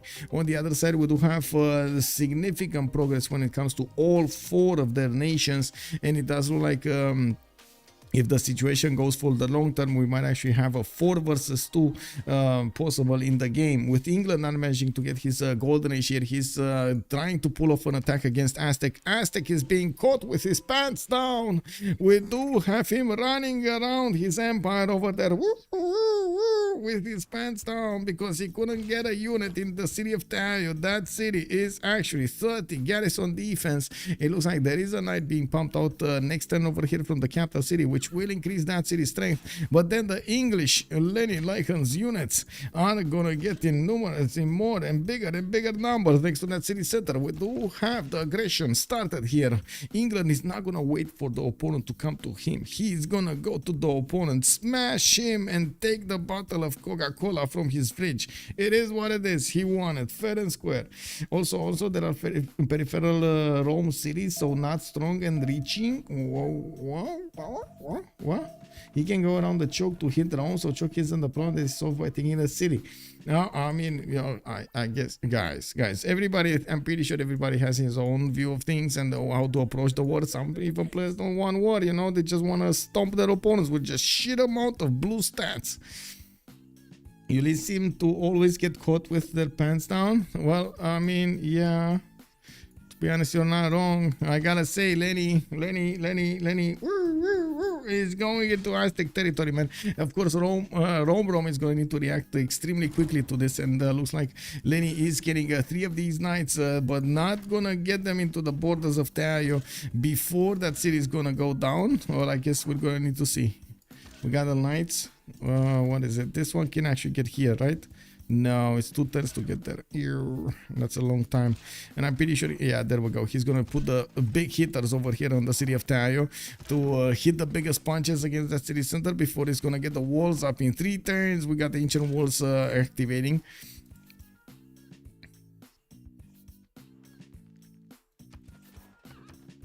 That's a big problem. By the way, melee did get boosted, right? So Aztec could have actually used melee. Who did want to boost melee? Was it Rome? Oh my god, it was Rome. And the other went for heavy calves. Doesn't Montezuma get more? Didn't we talk about this? Montezuma gets more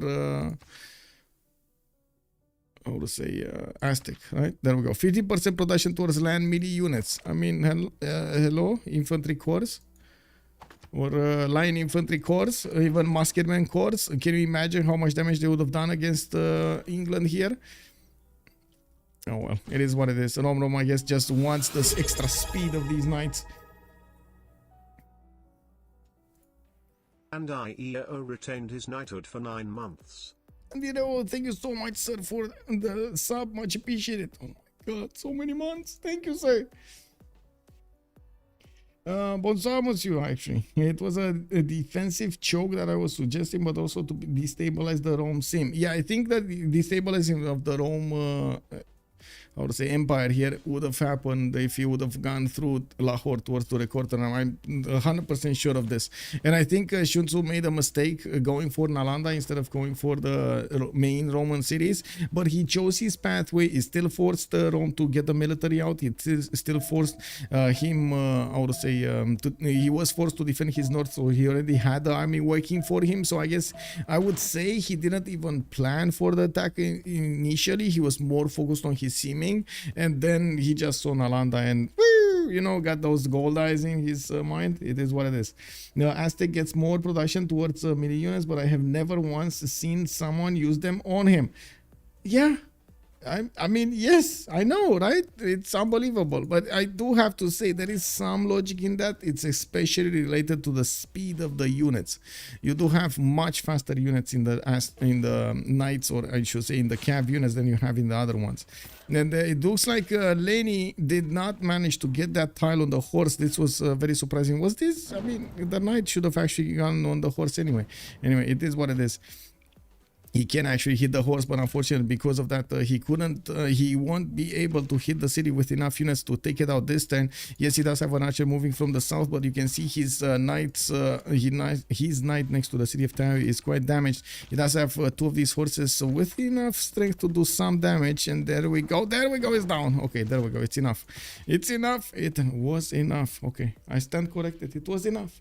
Liberated also destabilizes Rome Sim, and Sumeria doesn't need a defensive choke. I do have to say Liberation has another very good side effect. You can get that city center depending on city state, depending on what kind of city state it is, but especially in this case a science city state to work for you and not your opponent. You instantly get the Sus. Your allies can get the benefits of those. Can you show loyalty on Tayo? Loyalty on Tayo, yes, it's flipping 3 times, minus 17.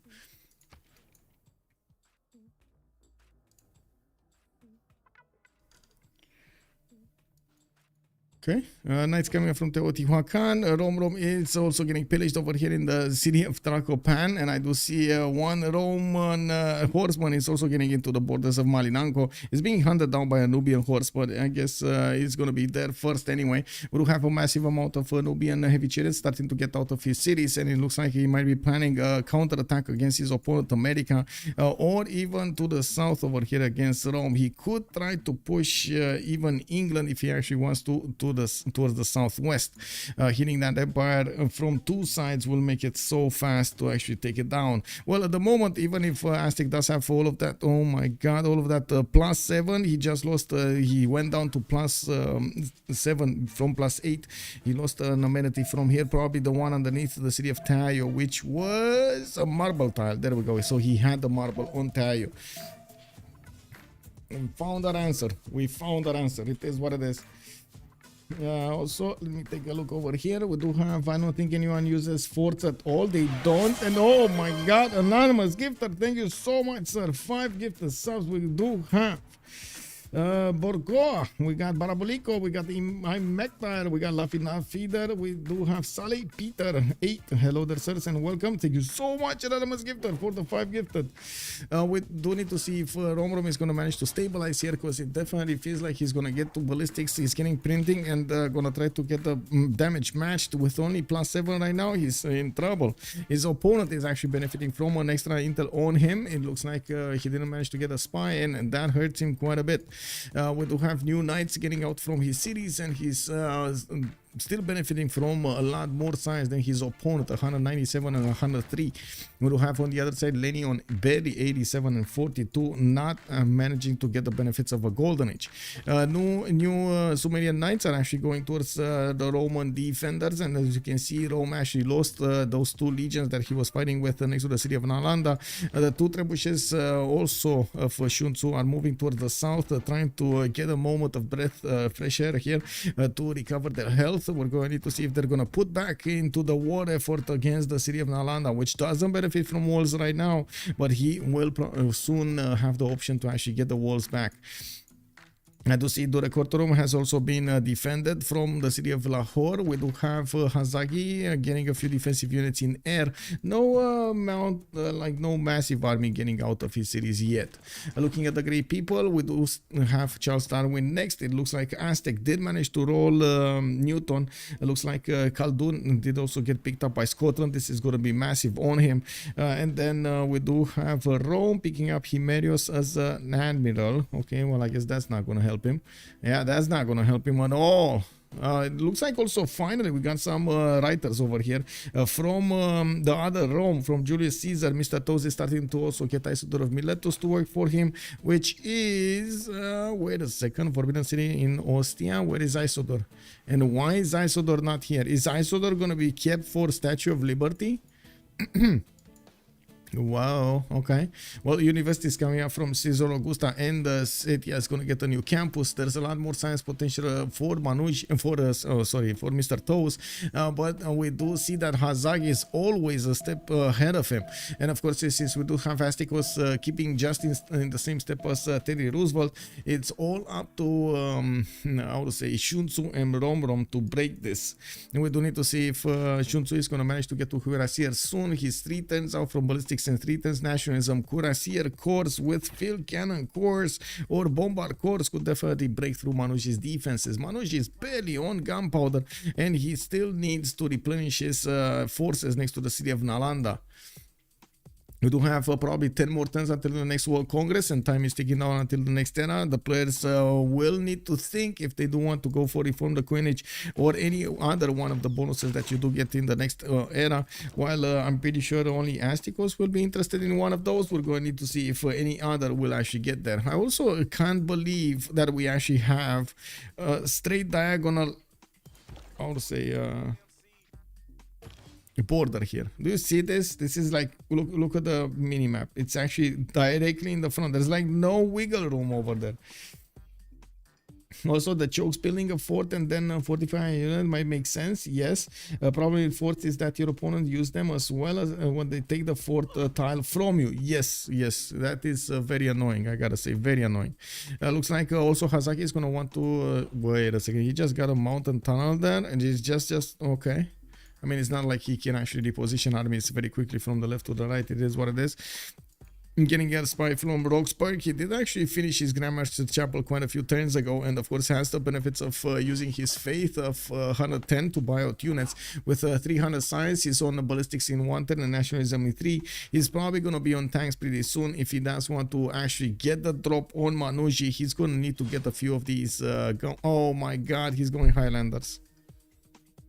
Oh my guys, this is the moment we need to put our eyes to rest, because we're gonna have the Highlanders. We cannot see this. This is plus 18 stuff over here. Can you imagine what the Highlanders are gonna do to Manuji? I mean, he's gonna be screaming for the next week of what they're gonna do to him. Straight line like some African countries borders. Okay. Wait, I would have said from US. So don't you have straight lines in the US also? Hello.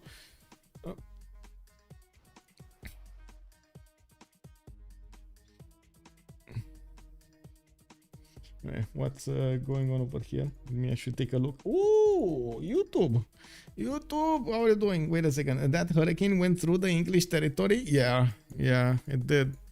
It certainly did. Also, Simon, typical Ulyss being way ahead, still managing to lose cities. Kick W, man.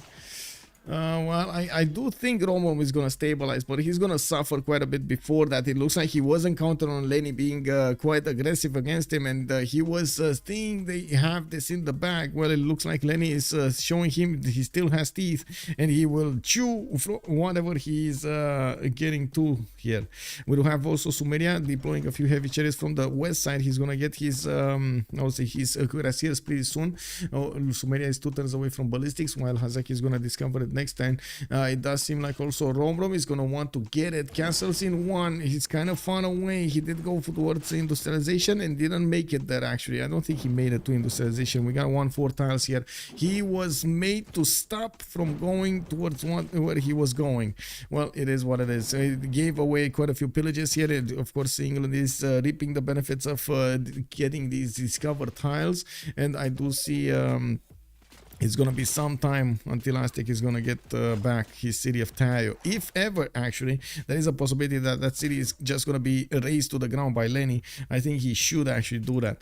We do have new encampments coming out from the city of Sun-Tzu, and I do see he's building up the cav count. That's gonna be a much stronger unit to use against his opponent. Not really managing to breach through the knights that Rome put into chokes, and this is why the choke is very important.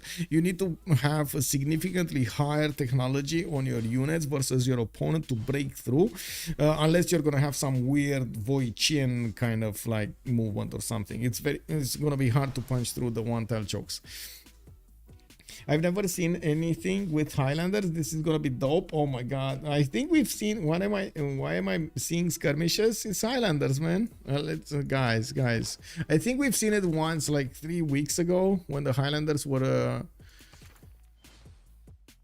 +5 combat bonus when fighting in hill and forest terrain, but you do have them a 65 melee base strength with 70 range strength. Just let that sink in a little. 70 range strength, guys.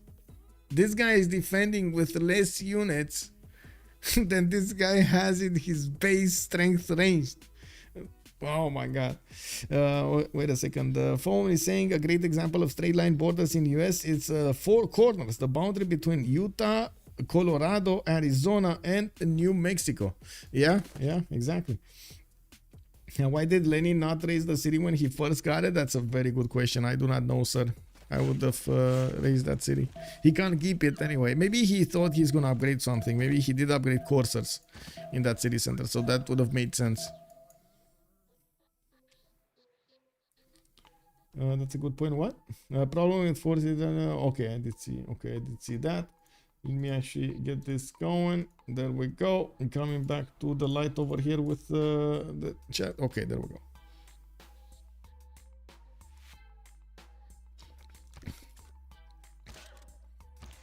Okay, so we do have campuses, more campuses coming out from Romrom, and it does seem like Mr. Toes over here is managing to get the science numbers booming on him, but he still needs to actually do something with the game because his allies are falling, and he's seeming he's successful over here. Can he come back? Can he be as fast as necessary to pull off a win even when 2 of his allies might die? Rome, it looks like he's already sending, or I should say Trajan is already sending his settler behind the cities of America on the western coast, while yes, there are a few Nubian units to the north being deployed and scouting what's going on here on the borders of America. Doesn't seem like SandroGames is going to let the units of Nubia get to the settler.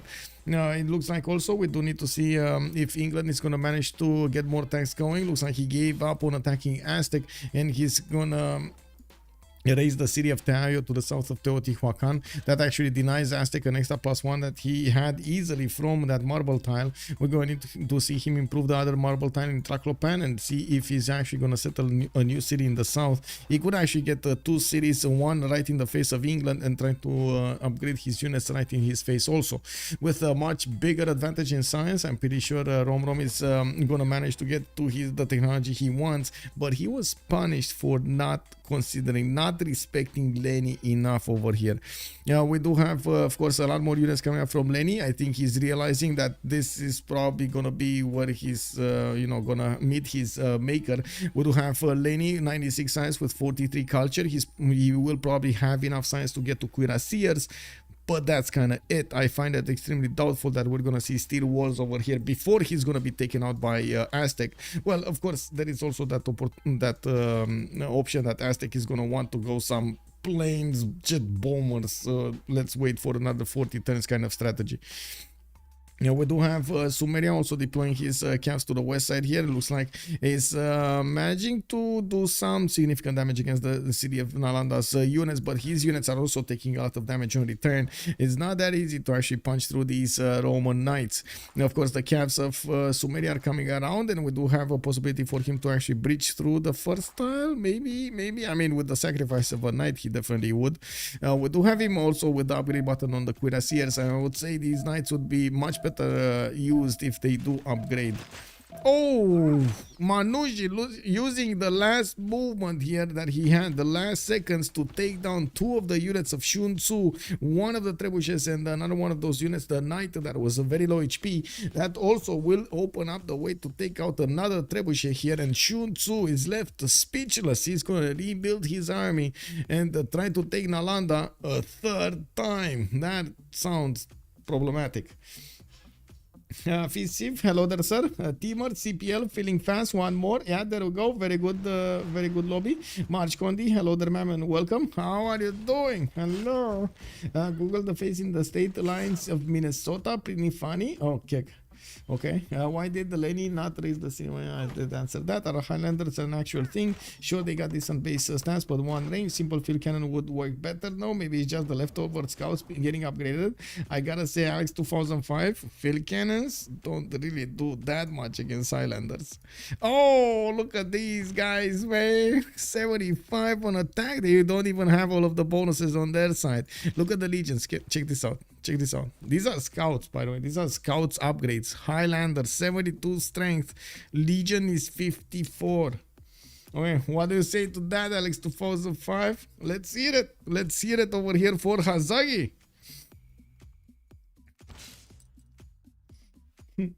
We do have cuirassiers also coming out from the cities of Hazaggi. While he's going to get faster units to attack into his opponent, you can imagine these Highlanders are going to do significant damage against the walls. So they still are getting the same penalties as the ranged units. They do have a minus 17 less attack against the fortifications, but they still manage to do the necessary damage. It's all good. This is 75. This is an ancient wall. Crossbows, by the way. Check this out. Crossbows against Highlanders. Okay. And where is core ability? Where is Hazaggi on the core ability? Did he not get cores? I think he got cores. Didn't he get cores? Anyway, we got a few scattered units here. Field cannon starting to move. Hazaggi is moving in, and we do have him, of course, with the attack maneuvers on the legions. He needs to take down these units as quickly as possible so they don't upgrade in the next one.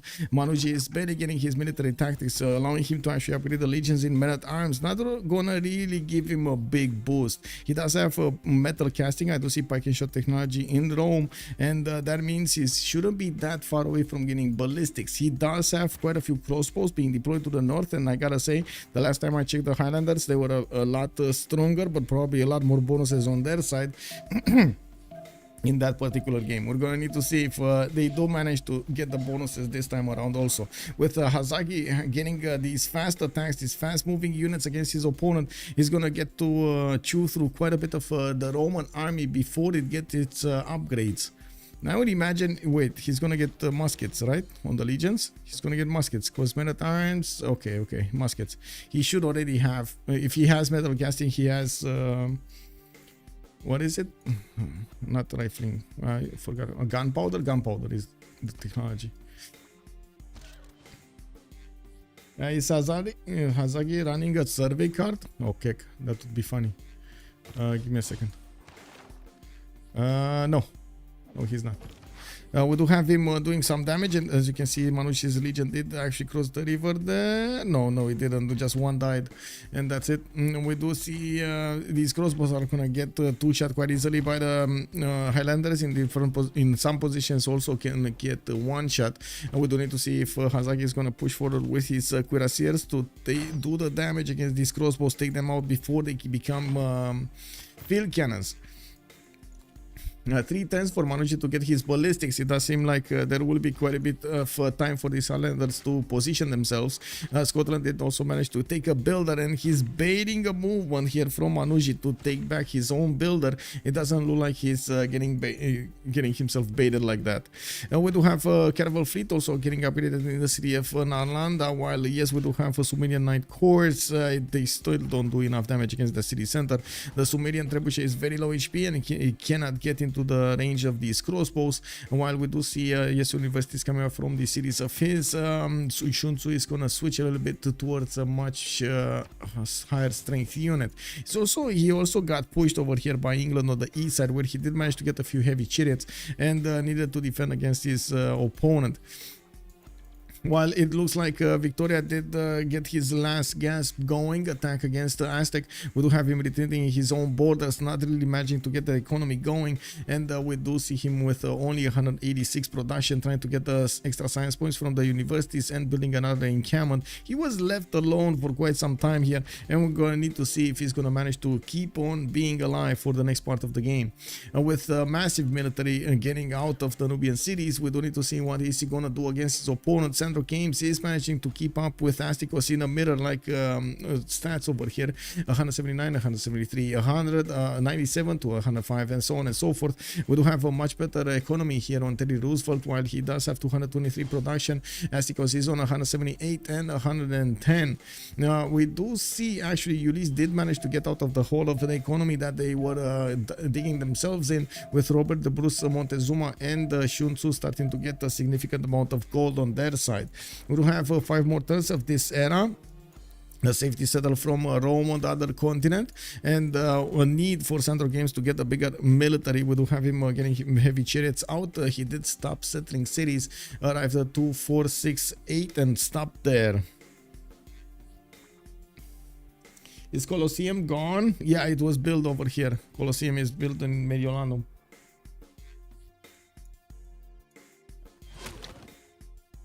Let's actually see the moves. I would imagine over here Hazaggi would really like to get tanks. Oh well, here's what it is. Oh wow, okay. Why you annoy the Highlanders so much? Military engineer getting the roads. Did he? Oh, okay, never mind. He's connecting.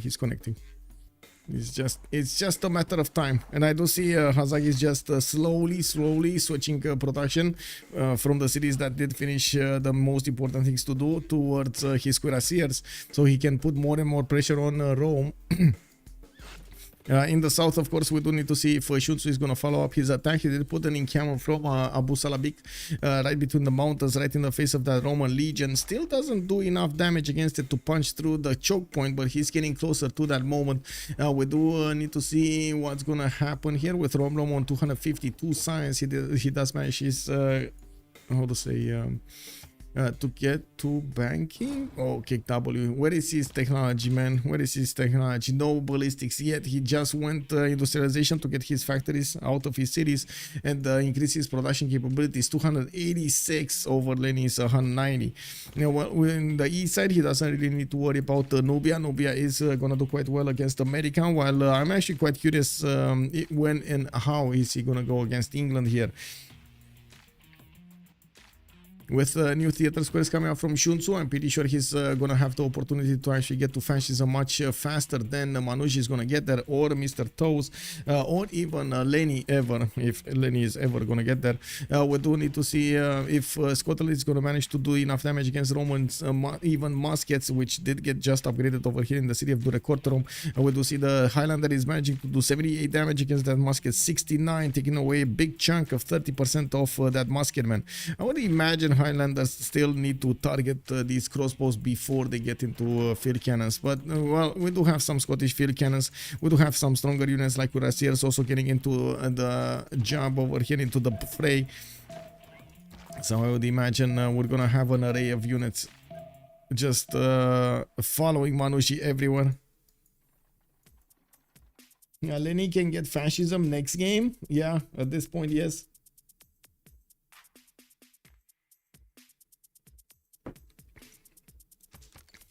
Well, we do have 4 turns for campus here in the air, and I do see the new cuirassiers getting out of the Scottish cities are going to move towards the front line, towards the southwest. He did build his infrastructure in such a way that he's going to get to resupply pretty quickly here. Even across the rivers, you see these military engineers are working to connect the last remaining tiles so he can actually get in there. I just noticed some, I see some moves coming up from Lahore. Looks like one of the crossbows did also get taken down, and I do see Scotland did manage to pillage one of the tiles next to Arretium. Hazaggi's cuirassiers are still needing to move. Okay. There you go, there you go. Resupply line has been built. New cuirassiers and even bombards are coming out to fight. It will be like, even if Manuji does manage to get, of course, the field cannons, it will probably be unlikely that he's gonna keep the city of Palmyra before he's gonna get steel walls. And I guess that's the question: can he hold on these tiles until he gets to steel walls, especially with the amount of field cannons he has? Look at the damage on the Highlander, by the way. The Highlander is 78 damage, while the field cannon is 65. Guzakimbo, hello there, sir. So happy. Don't know if anybody here plays Diablo 2 here, but just found a 40 life cold skiller for my sorceress. Oh, I have no idea what that diamond does, but I think you're very excited and it is very important. So I imagine this is a moment to celebrate. Woohoo! Let's actually see here. Okay, what's going on the other side of the planet here. I would imagine also Romrom will require a lot of gold if he actually wants to upgrade an army, and they will want to keep the advantages of Hazaggi and Nubia. So a third army over here is going to be quite a problem to actually upkeep. We do have Astikos managing to get to 200 science and 115 culture, while I do see Mr. Toes is about to hit 300. We do need to see what kind of unit is he going to want to choose to work with to try to help out England. Now we do need to see also if Astikos, and I'm pretty sure Astikos is going to want to use this massive military of his to go against his opponent here. We will have American Rough Riders at some point, and I would imagine SandroGames is going to be happy to use them also. Well, first up, Nubian cuirassiers coming around. SandroGames is going to discover gunpowder next turn with mercantilism in 2. Yeah, while I do need to see Astikos receiving the gold from his teammates. We do have him on 745. Okay, there we go. He got some gold from his teammates, and now he's upgrading. Okay, so I think there's going to be enough gold on HOH. Initially, I thought there might not be enough gold to actually defend America, put the gold on England, put the gold on Rome to defend himself. But to be honest, looking at how much gold per turn over here they're making, they should have enough. I do also notice Mr. Toast did manage to get more production going than Hazaggi. He's 537, while Hazaggi is on 471. One of the major differentiators is Hazaggi does actually need to build up an army. And his, I would say, his counterpart over here, Mr. Toast, is not gonna need. Totally told the llama immediately because they were both. Wow. Psycho Mike, hello there, sir. One of the best things I've ever found in Diablo. Oh, I see. Wood and Jeep might want to know about that one. Okay.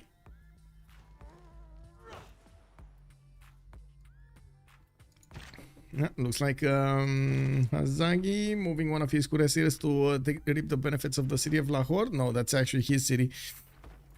Now we do have him wandered away from industrialization while he's getting pushed in the north. One of his calves might actually die over there if he doesn't retreat. He doesn't have a promotion, and these field cannons of his did expend their ammunition on other units. We do need to see also when Hazaggi's army is going to get next to Palmyra, if he's going to get the shots, free shots from the bombards into that city center. He does have a stone tile to position the bombard on, and he does have general allowing the bombard to actually move and shoot. In the south, it does seem like Sun-Tzu did manage to recruit a few new calves, and he still wants to get more team going than actually take over the city of Nalanda. I'm pretty sure he could have built a lot bigger military, but he's more concerned about his capabilities in the upcoming part of the game. With the new campuses, with the new factories getting out of his cities, he's getting a lot more production going. Right now, he is on 384 production, and I gotta say, we do have 3 members from Team Ulyss managing to get more than the 300 points of production, while on HOH we do have only one managing to get on over 300, and that's Mr. Toes. I gotta say, those stats look good on Mr. Toes, man. They look very good. He's very beefy right now. Chat has been hijacked away more before. It just happens when you have small chats. Oh, okay. Yeah, no, it's all good. It's all good, man. Just talk over there. It's all good. I just like sometimes I don't have like on my left screen I don't have that much of a history up, and if you guys like write 6, 7, 8 lines, I just cannot follow the row unless I actually scroll up. That's the only thing, because I want, how to say, I want the screen to have the text bigger. That's why they don't get in. Anyway, let's actually see what's going on in England territory. Lenny is 121 science. He's getting ballistics. He's gonna have cuirassiers. I do see Romrom is gonna retake that marble settle towards the south with a settler, and he's getting his coal power plants going. Definitely a lot of potential here for Romrom, with so much more science than his opponent. Has already the core ability. I'm pretty sure he's gonna get to mobilization quite fast, but I don't really see him putting down a lot of encampments here to tell me that, oh my god, he's going to war. He did get one, and that's about it. He did manage to recruit a general, and that's about it. Now we do have also on the west side, yes, a lot more units from Scotland starting to punch through the Roman defenders, and he is trying to use all of these Highlander strength to deal the damage against the remaining Roman units. The Highlanders can easily two-shot the field cannons, but they do need to get in range of them. And I do see he did manage to get Ethel fled here. That's going to help out the bombard move. Well, we do need to see when he's going to get one of the modern ones for the upcoming tanks. With Hazaggi finishing industrialization and getting Alhambra next turn, not only he's going to get more cards to use, more card slots to use, he's also going to have more production and the capability to build his factories. Already you do see an extra point of production coming up from all of his improved mines, and we do have him jumping up to 556, reclaiming the first spot from Mr. Toes. Now on Mr. Toes territory, coal power plant started. He did manage to get one encampment from Antium. I'm pretty sure this is more for the military engineer than anything else. We do have him finishing up his archaeological museums, getting factories, campus in Arpinum, and the city on the coast on the east. They are starting to get that economy booming between them, helping them upkeep their military here. Looks like Hong Kong has been taken down. We did have Hazaggi deploy a few trebuchets there and helped out the Aztec unit take it down entirely. It looks like also we're going to need to see how many units Hazaggi is going to manage to get to flex against Rome here.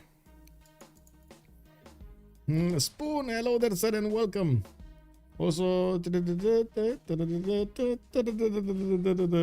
was reading through chat over here. Okay, there we go.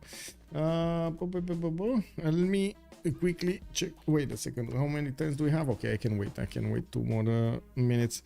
I want to check the heaters. It's getting to that point that I need to, how to say, check the central heating and do the micromanaging of it. Like setting the hours, what temperature, adapt to things and so on and so forth. So yeah, placements of sensors, temperature sensors. Anyway, it's one of those things happening over there. I need to do it. Let me switch the screen quickly and see what's going on. There we go. And I think I need to refresh this. There.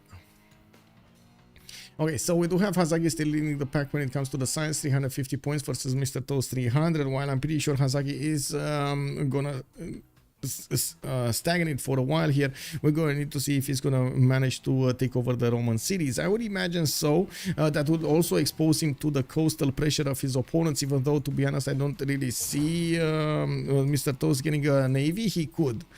Well, we do need to see also in the south if the pressure from Sun-Tzu is going to break Nalanda's defenders, if it doesn't look likely right now. Looking at the war effort, Hazaggi is getting quite a bit of damage on these cuirassiers, and he's going to need to replace them with a fully built one. I gotta say, he kind of rushed into this head first with only a few units instead of waiting for a bigger, massive army. Now, Manuji was also quite quick on ballistics, since I'm pretty sure Scotland didn't want to get the other technologies than just going for ballistics. It was a bit too slow on the attack timing. Now we do have him with a much better empire though, so all in all I think he's still on top. We do have actually quite a few cuirassiers coming up from Nubia with promotion points on them, +1 promotion points here. He does have a problem actually attacking into the American Knights, and I'm pretty sure SandroGames shouldn't be that far away. There we go, ballistics in 1. Rough Riders are definitely gonna be strong, and America is gonna get to flex them against Nubia. Now we're also gonna have a pause of 2 minutes at the end of this turn, when we're gonna have to see the World Congress. We're gonna need to give the time for the players to actually get this going. Seems like Highlands were very useful. Well, I mean, they still are useful. They're not dead yet. They're soaking up damage and they're still useful. But I gotta say, the last time we saw them, they were much more useful than this. Yes, I gotta admit that. They weren't that useful. They're still very strong. Like, look at the damage. 80 damage against the field cannon, 75 against the musketmen. They're still very strong, and I'm pretty sure they're gonna keep on being strong for some time now. Ulyss up across all aggregate stats: science, culture, gold, production, and faith. Yeah, they're having a very good time. I gotta say, we are in the era that we won't have any more pen brush and voice on free inquiry. This is their science, this is their culture. So yeah, Hazaggi 2 turns away from getting combustion. He's gonna get to upgrade his cuirassiers into tanks, making them much stronger units to go against the field cannons of his opponent of Rome. And of course, Rome here trying desperately to get to steel walls. He's barely discovering military science. He's gonna need rifling and then steel. That seems like a long way.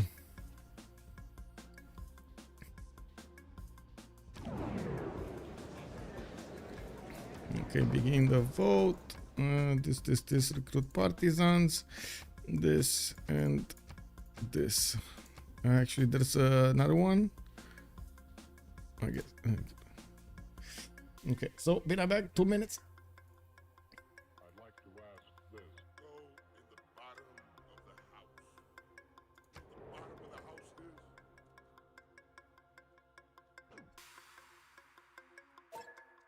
Go in the bottom of the house. The bottom of the house is. Okay, got that going.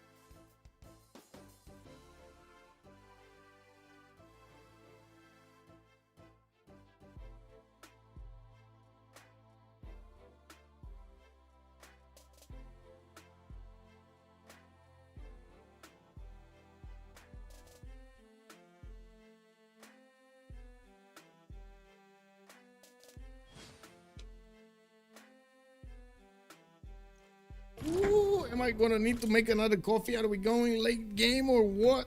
it looks like we're gonna have to see if Caesar over here is gonna have enough strength to come back into this game, because it's definitely SandroGames gonna get pushed over here. The Rough Riders have been promoted, and we do see them doing quite a bit of damage against Nubia's cuirassiers. You can see Nubia is starting to build a line of defense and moving his free cannon course to the front line.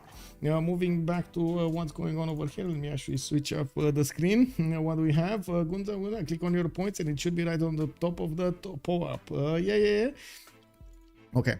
What do we have here? Dark Age, Normal Age, Astikos is Dark Age, Normal Age, Dark Age, and Golden Age all over the Bruce. Hazaggi is gonna get reformed the coinage for the extra ching.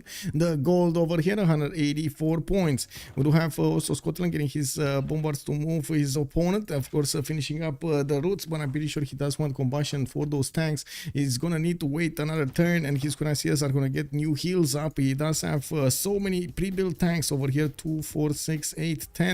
And I do see his I would say building up his factory count, and new cuirassier cores are coming out from his cities. He does need to actually build a few more encampments if he wants to get that oil generation going, because to be honest, I don't see a lot of oil.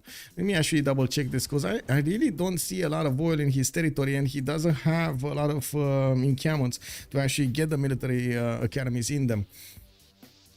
Does he have any on the coast? He has one tile here in Selkirk. And that's it. That could have been pillaged quite a bit of time ago, actually. Or it could have been pillaged anyway, right now. That's it? That's it? No oil?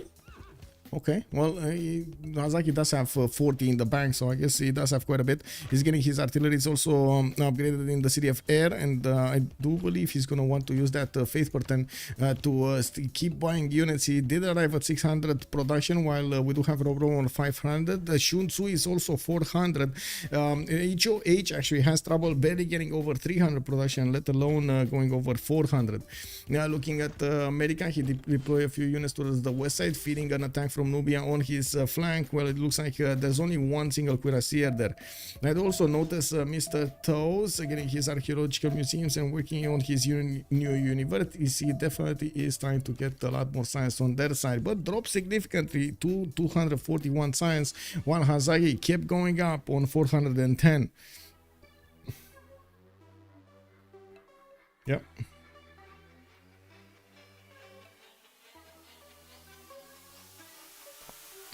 Looking at Manuji getting new field cannons out from his cities. Unfortunately, that actually is gonna get away a lot of production from his cities. He's only on 200 production, and it doesn't look like he has enough to stop both of his opponents. I'm pretty sure when the tank cores come out from Hazaggi cities, his Roman field cannons are gonna tremble underneath the boots. We do also need to see, or I should say underneath the tracks. I think they're tracks, right? They're called tracks. We do need to see if Romrom is also going to want to get his encampment count down. I do see, just talking about this, Teotihuacan put one down while he's getting campus from Azcapotzalco, the city settled in the south. He did get their marble tile improved and working to chop that campus out. Oxford University finishing up in Cempoala in 410s will allow him to actually get this I would say extra science going in that city center. Would have been nice to actually have it in the Pingala city, but I guess that works as well. Looks like also coal power plants coming up from Traclopan, and of course with Mausoleum of Halicarnassus, he's going to get an extra charge on his engineers. I don't actually see him benefiting from an engineer, so I guess the new ones are going to give him. We do have Caesar actually getting Filippo Brunelleschi for the extra production, and I do see the next engineer is James Watt. I do also notice Isusin is an admiral, and Rome is gonna get it. Actually, that might be nice, especially for the defense of the city of Arretium, and even going to take the oil tile away from Hazaggi. But I don't see that happening. Hazaggi is just going to be freely moving his tanks against the cities of Rome, while Rome is struggling to get his city walls, or I should say the steel walls going. I do see Hazaggi's units. There we go. Trebuchet just got pumped out of his cities. He's actually converting his opponent to his religion at the same time with Vatican bonuses. While I do see Scotland did go for cross-cultural dialogue. He's actually, oh my god, he converted all of the Empire of Aztec. and benefiting from his science. He converted the whole empire of Sumeria, benefiting from his science. He's just so big right now. It's no surprise he actually has 422 science per turn. And I don't know what's happening, but Mr. Toast just keeps going down in science. He was 300, now he's down to 230. Did it take us? I mean, there's no more city states, right? City states on him. Did he switch cards or something? A campus. Okay, I guess he didn't have. I'm pretty sure he didn't have rationalism anyway. Does he have a problem with amenities? Well, I guess he could have. Oh, these cities were +6. Now they're content. Okay. Well, it is what it is. It is what it is. Romrom is managing to get more science than him. Sun-Tzu is not that far behind. And we do need to see if Astikos is going to manage to get those points on the board here. With massive counterattack coming up from SandroGames, it looks like Astikos is repositioning his cuirassiers behind the rivers. So they will get to be stronger than the Rough Riders. And especially if you do fight the Rough Riders in Flatland, it's just much better. They do get quite a bit of damage over there on them. It is what it is. Wait, was it? Wait, whoa. They get the +4 now. When is he gonna get the next one? When is he SandroGames gonna get the next one? He's on banking and civil engineering. Wait, is civil engineering from the next one? Civil engineering is here. Industrial era, right? So we do have like one, two, 3, 4.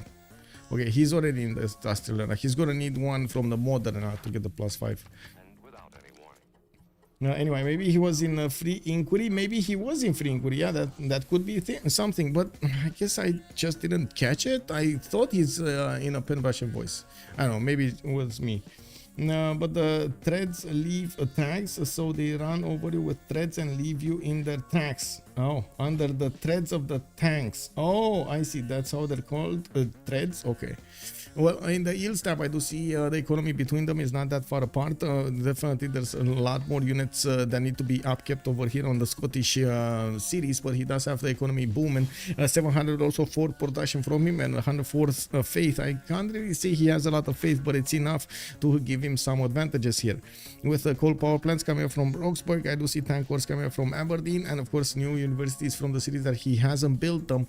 We do have him with him switching actually to all oil power plants, not coal power. What? Okay, well, I mean, he doesn't have. Oh, I guess he had oil here, but that's not his oil anymore. He does have another coal power plant here, but it's next to a grove and he doesn't want to upgrade it. It is what it is. What I do see is 1 and a 2 uranium tiles, 3 uranium tiles in the lands of Scotland. The biggest science and the biggest production here in the game, with the most uranium in the game. I think we can put 2 and 2 together and make 4, and let's actually see if he's gonna get the nukes against his opponent here. Is he gonna get that opportunity, or is guys, I think we're very close to seeing a victory from Team Ulyss. We are this close to seeing a victory from Team Ulyss. Is Mr. Toes gonna get to stop it? Boom, scoring. Yeah. I was thinking Aztec needed a weird city to get the Luxes. Nice play. Yeah, he did, man. Look at that Hong Kong city. Amazing, getting the spices in.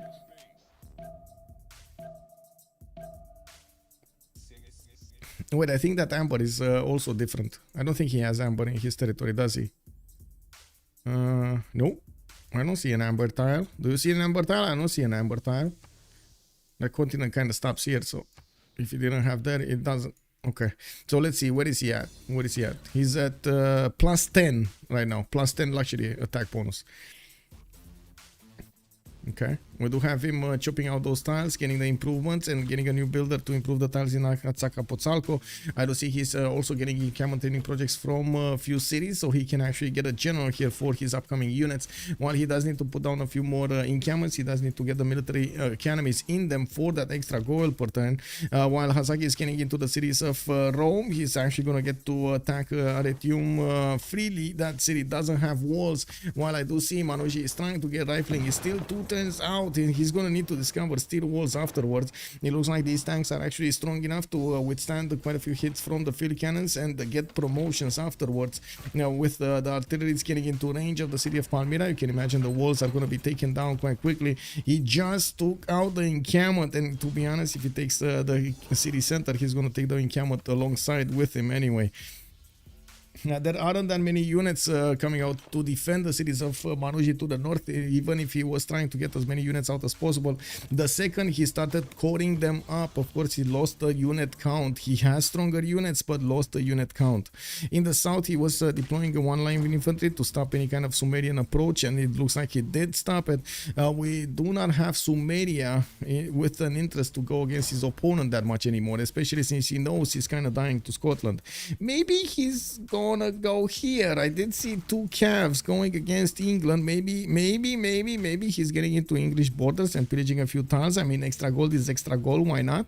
He's getting a few new heavy chariot corps next to Lagash, and I do have to say Astikos is gonna get his combustion next turn, while Sun-Tzu is 2 turns away from combustion. SandroGames is making actually an effort to go towards flight right after he got his Rough Rider corps over here. He's also trying to get into the borders of Vatican City to take that city away from his opponent. I'm pretty sure that's Hazaggi City right now. He's getting quite a few benefits. No, it's actually pieced. Hazaggi and Astikos. Wow, they pieced it. Okay, interesting. I guess they didn't know about it or something. They just pieced each other there. Don's his cold weather gear. What's that? Tastefully name. Hello there, sir, and welcome. Been a while since I've got a game live. Welcome back, sir.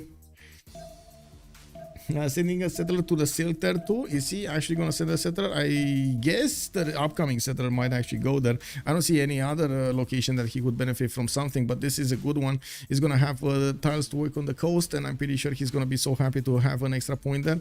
I think he should be able to get to plus 12. I don't know why, but I have an impression he should be having the potential of getting to plus 12. Anyway, maybe it's just me. Maybe I didn't count a resource somewhere or something. Now he's at least gonna have plus 11, especially after he's gonna get the silk tile. Now looking at what's going on the west side, of course the Scottish Highlanders are also getting in. The field cannon corps can do quite a bit of damage, but it's kind of a bait to actually go against these Highlanders right now, with multiple artilleries bearing down on the city centers and the tank corps. We do have the military engineers walking right behind them to establish the railroads for those units to get back to their territory and resupply, not to mention get new units on the front line. We do have Aretium with a chance of actually being taken over. There are actually wait a second, there's a tank here that can attack that city center. Can another tank? Yeah, this one can attack as well. So boom, boom, boom, we got the city going. Let's actually see Hazaggi take over the city of Aretium. Bam, bam, bam, and then the third one walks in and takes over. No, actually lost movement. Oh no, he ran out of gas, boys. He ran out of gas. It is what it is.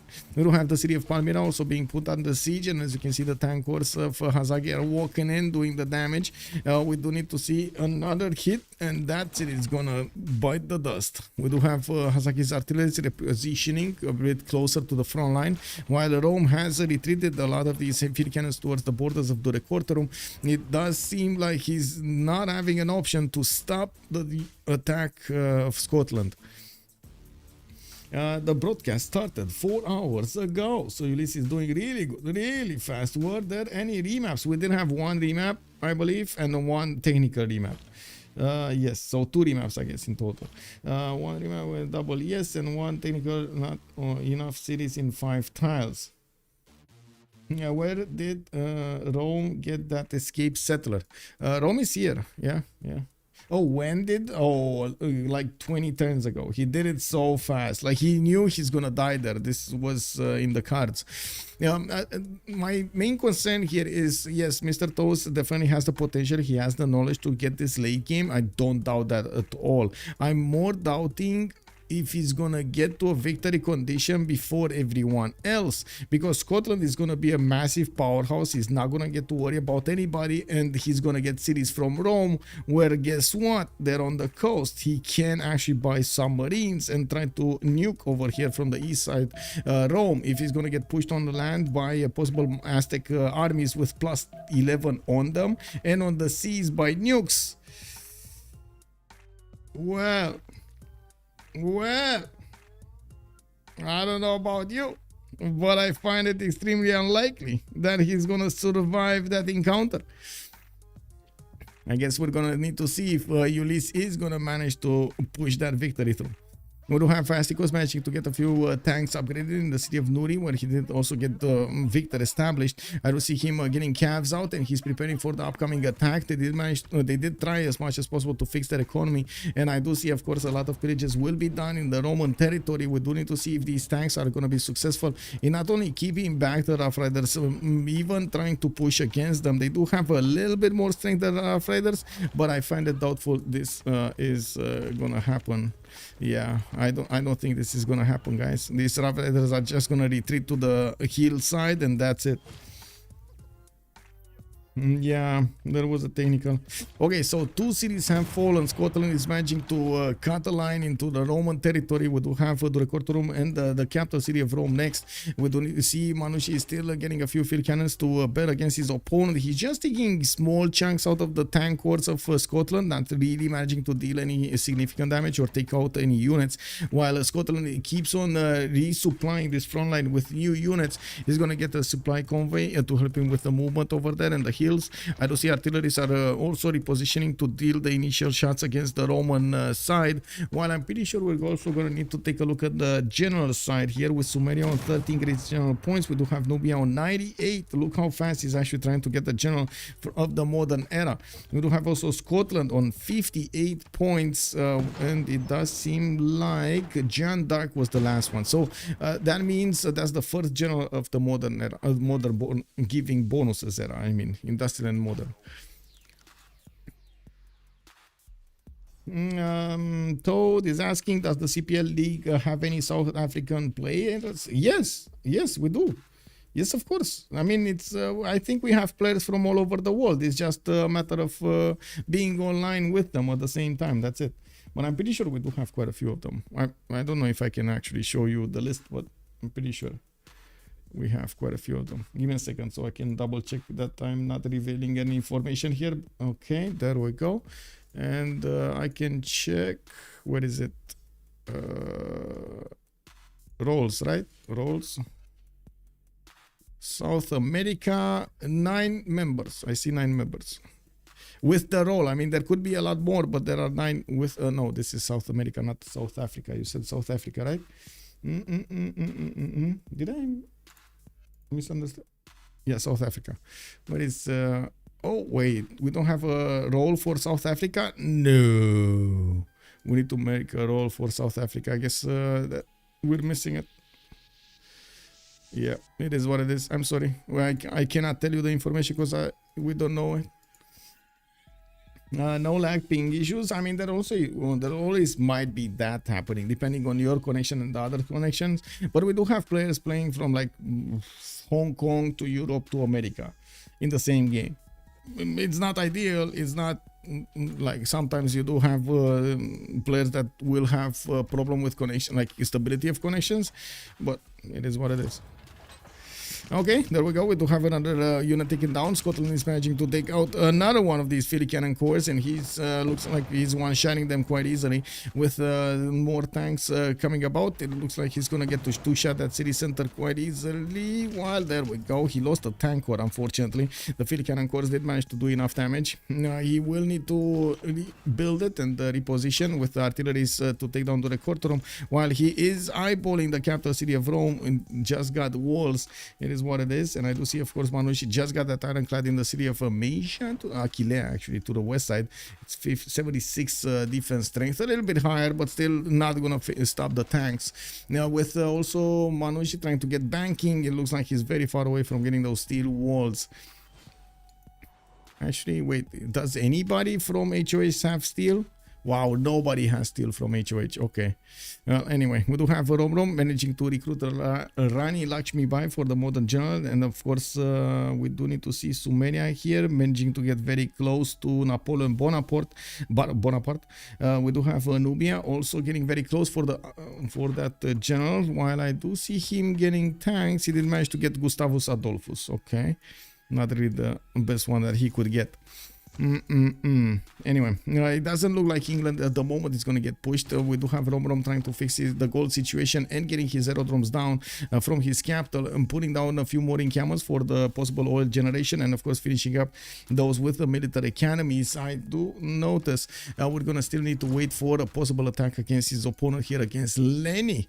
Lenny still couldn't get up his science, 136 science and 66 culture in the total tab here. We do see he's half the amount of science that got acquired by Romrom, not to mention a bit higher than half on when it comes to the culture. That's the distance, I guess. Yeah, exactly. That's just the distance. It's fine. We do have Astikos here getting his tanks to move to the south as well as the east side. On the west side, it does seem like Hazaggi is moving his units much closer to his opponent's cities, and I'm pretty sure he wants to pillage as long as he goes, actually. Yeah, as he goes, I think that's the expression. We do have him actually recruiting Ada Lovelace. Well, I'm pretty sure he's gonna want Gustav. Rome does have 26 great engineer points at 10. Sumeria is on 14, Aztec 20, America is on 4, Rome on 2, England 3, and Scotland is on 39. Definitely a lot of points, but he's not gonna manage to do this without projects. He's getting 1 campus, 2 campus. What is he having on the campus? Alan Turing, okay, computers. Oh, Scotland did manage to recruit Jose de San Martin. Okay, very nice. Labs coming around also from Mr. Toast. He's gonna, no, oh my god, I actually made fun of this and it actually happened. He did actually press on Labs and it is what it is. He did also finish the Statue of Liberty in the city of Brundisium. Let's actually take a look at the points over here. We do have them on 14 out of 20 Diplo points, and looking at the score screen, they do manage to not have actually a lot of Diplo favor on their side this time around. So they will probably lose most of the votes over there. So wait a second, what did he do? 14 out of 20. Mahabodhi Temple, did he get it? He got Potala Palace. Okay, so that's 1 point from that. So he expended 4 points till now. Can he get Mahabodhi Temple, and why is he not getting Mahabodhi Temple? I don't see it anywhere. Why is he not getting oh, he did manage to get it. Okay, there were, okay, so that's another 2 points from there. Easy peasy. I mean, I find it extremely doubtful they're gonna survive to get the Diplo victory. I like the idea. I mean, definitely they needed to go for it, but their opponents over here did manage to not only start taking over cities from them and about to kill off the main cities of an empire, not all of the cities of an empire. They will get quite a massive boost out of this, yes, with a little bit of penalty when it comes to generating Diplo favor, but the science that they're going to generate, the culture, the economy is going to be here. Also, the option to go against their opponents, stop the economy for flowing between Manuji and America.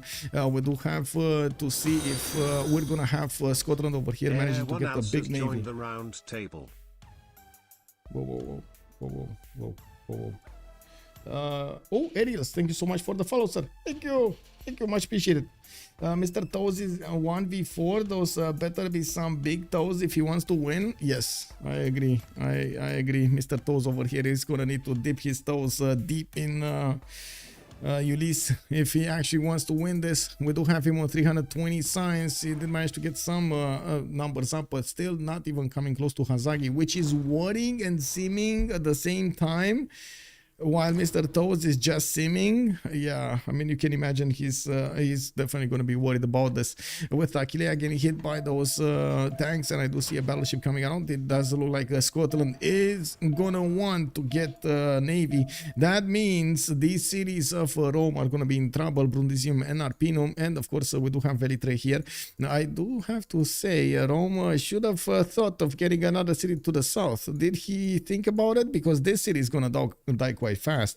I mean, we already have Hazaggi battleship here. If Hazaggi is gonna get some Hazaggi ironclads and he's gonna just push his opponent, I mean, you know what's gonna stop him from doing that then? Now we do need to see if we're going to also have upgrades here from Sun-Tzu to go against his opponent. He just tried to poke a little bit around, play with the calves and see what England gets out of his cities. While yes, we do have biplanes coming around from the cities of Romrom. You can imagine those fighters are going to tear apart any kind of English unit they're going to see on the battlefield. We do have the Roman capital getting attacked, and we're going to need to see how Scottish units are going to finish the job here. After taking Dore Cortorum, all of these siege units can reposition to attack Cume, Rome and Achillea. In the south, it doesn't seem like Sun-Tzu wanted to actually flex any military muscles here against Nalanda and Artaxata.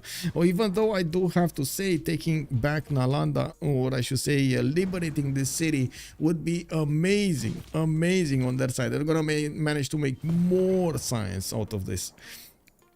Oh, Mr. Toast just jumped up to 391 points. Let's actually see. Is he getting... hello? Oh, I'm pressing. Okay. Okay, so there we go. Immediately he got a few more amenities up and boom, he got that science number. Bam! Yeah, very nice, 391. Now that's more like it. That's more like it. He's coming closer to Hazaggi's points. In the total tab, I gotta say, Hazaggi is still way ahead of his opponent with 10,000 points acquired. We do have Mr. Toes on 7,000 only. It does seem like also we do have to take a look at the production capabilities of the two empires. Mr. Toes is 700, while Hazaggi does have 100 more on 814. I gotta say, taking over the cities of Rome is gonna give Scotland quite a few more production points here, but I'm worried about his amenity count. I guess we're going to need to see if the extra city population will give him something to worry about. We don't have 2, 4, 6, 8, 10, 12, 14, 16, 18 possible cities. Well, I guess 17 possible cities here as an empire for him. You can imagine Hazaggi's amenity count is going to be stretched thin. How was the war affected by the Scottish amenities? That's a very good question. I don't know. I mean, I would actually need to click on a city center to see that, and I don't have that option in the spectator mode. Taking a look at his total amenity count, he is on happy level, so at least he's staying in the positive and even benefiting from some extra points over there. So that's good. That's definitely good. Achillea got taken down. Rome is moving with an ironclad, trying to do some damage against that battleship. It is what it is. Hazaggi is actually buying out caravels here next to Arretium, and I do see he's gonna want to take over the last Roman city here as soon as possible. When I'm referring to the last Roman city, I'm referring to this one, which is trying to get a settler going to try to go into another location. Cannot go to the north. He can only go to the south, and the closest opportunity is either here, which is not going to be a good one. Its best choice is here, and it's to the south of his palace, which is going to be such a long way to actually get there. It is what it is. They will need to give some cities to Sumeria. I was thinking Sumeria might want to get in on the pillaging, but it looks like Sumeria is not interested in the spoils of war here. It is what it is, you know. Oh, there we go. We got Hazaggi taking down the capital city of the Roman Empire, and Manuji is going to be left with only a few cities. One of them, of course, being Nalanda here in the south. It looks like Hazaggi is doing the cleanup while he is getting a navy out on the western side. Of course, now he's actually going to get to use Achillea and Rome for the production, not only Arretium. I'm pretty sure he's actually going to get a canal over here to the south of Rome, where there was an, how to say, a Gavron Plaza. Now there is no Gavron Plaza anymore.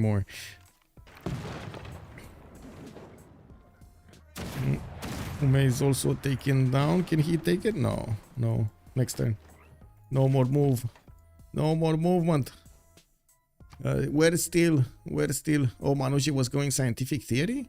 Oh, okay, W. Well, I guess he just clicked on something and didn't care. He did manage to chop out the settler here from Velitre, and by the looks of it, we will. No, actually, he bought it out. He bought a settler. They are very worried about this. This is a real threat of him dying, by the way. There aren't any units from America that could actually show up on the coast to save him. And of course, America has the same problem. And that's a GG being called out for the toast. Though its Ulyss face may change breaks throughout the their ages. loss effort. They are gonna get a win on the board over History here, is written from scratching the hand of the points. victor. We're gonna need to see them claw back in time in the points over there in the tournament. Big GG with an extraordinary actions effort this coming up day. over there from Astikos to stay at the same level as Steady Rough Rider next to him. We did see Hazaggi managing to overwhelm his opponents. A big of a back and forth over there between Sumeria and Rome did slow down Rome just enough. So Scotland moves in and takes over his cities. I gotta say, out of all of this, I think it was Lenny that did the most damage. Guys, do you agree that Lenny did most damage? He took a city. He did the most damage out of all of his teammates on HOH. He did it. I mean, I moved to actually call Lenny MVP of this game. He actually took a city. Let's actually move over here in the post-game chat to hear them out. Let me switch my settings also to actually hear what's going on there. This. Okay, let's go. We didn't have any naval traders, so We had to buy Yeah. multiple people to do tiles. Also, I think they had like all the naval control, and we didn't have any naval control. Yeah. We had no naval traders, and like 2 or 3 people had like no tutus in first ring. Okay. That's Yeah. a later map, I think, but I'm not No, sure. that was nice. no, it was we both remapped, like both teams remapped at the same time, and then we got like on the Yeah, the the first one. technical thing, yeah. Wait, I have more pot in Scotland. Wow. Yeah, GG, not well bad. played. Just one Yep. moment. Oh, you was mentality first. What? Why did he go Holy Site? Yeah, I was gonna ask as well, but he's not here. I don't know, there was a lot of people questioning it as well. I think it's okay though, like, but it's honestly, Manuji, why didn't you like, I don't know, spam a lot of units into Hazaggi when Scotland is like such a nice Sim6 right now? I was kind of thinking I was going for me. Wait, Aztec got Giga Mhm. spawn with the split. Yeah, he has the dump. Wait, I can discuss stream for you. Ah, okay. I will Yes. do it, I will do it. Quadruple content. I was thinking, I don't know if you did well to ask for that technical remap, because you would have taken Hazaggi and then sure you had a lower spawn, but maybe that game was totally different than this one. Yeah. In Sumeria, what the fuck is Sumeria spawned? So good. I don't know. Yeah, I'm it's also plus, good. I'm +2 with Colo. I didn't get any looks from other continents because Manuji only had like singletons. Yeah. Yeah, like Lux I is don't suck know. for you guys, yeah, it's true. I mean, by the way, why did you pick Julius that early? Do you think he's that strong actually? No, like, what do you think makes him like basically mean, perfect building? I think I was thinking CS kill, but didn't Yeah. happen. So maybe not so good after all. Yeah. You couldn't even kill this, yes. Did you think to like counterpick the Sumeria with like Egypt or something actually? Like, No. why not? I think Sumeria always gets the Pantheon. No? Yeah, but you don't get the wonder, no? Yeah, it's like. The pension is same strength almost. Guess. Also, you can work it and go settler into monkey straight. Maybe have it faster, but I don't know. I don't know. I think the tile is only okay if it's flooded. Like otherwise, it's you're working a 1-1, no? But if you work tile. And The and he 6 got lands. the floods, right? He got them. Yeah, he had the Giga tiles. He had like in his B2 turbo tiles even before Liang. There was like 3 tiles with the. I mean, it was with the unique improvement, of course, but yeah, it was very nice. Okay. It was a very nice tempo for him actually. Yeah. Yeah, and I'm making builder to get 2 tile. I mean, I guess. But by the way, it's maybe interesting. Like there were 4 people on the coast, like both Aztec and Scotland. Or like Scotland was like right above you on the coast actually, between you and England. I had Giga shit spawn and everyone needed to buy 2s on their team. Yeah, that was we saw that. You like, guys it was had not actually that, yeah. disgusting. Yeah. Guess.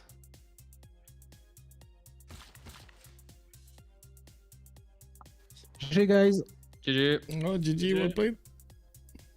It is. Where's Hazaggi? Where's Hazaggi? I wanna ask him why Holy said. He said, I don't wanna talk to Trinda. I don't like you. What? Wow! Oh my god. Why Holy Was that said? boof?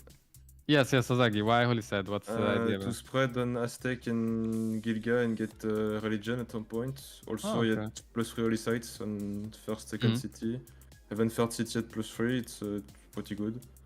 We know I'm almost full free sim. Like I don't really need to make so much gold early. Mhm.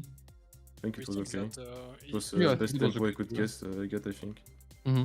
Also, my land on the left needs some food. Feed the world is good for this. Mm-hmm. Hanging chop on Monu is pretty good also.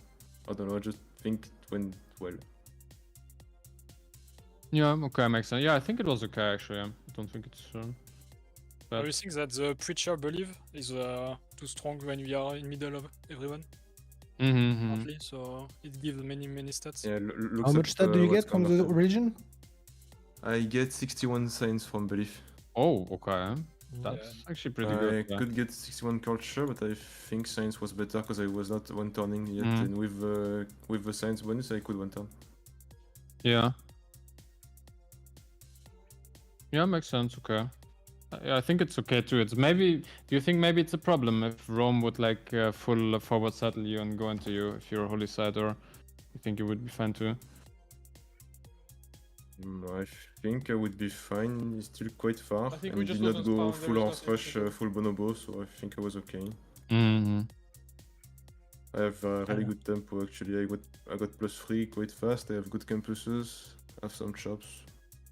No, I was stressed I all would do a game. different game, but I was like, will Sandro come? Not come? Pick up at first, where am I going, dude?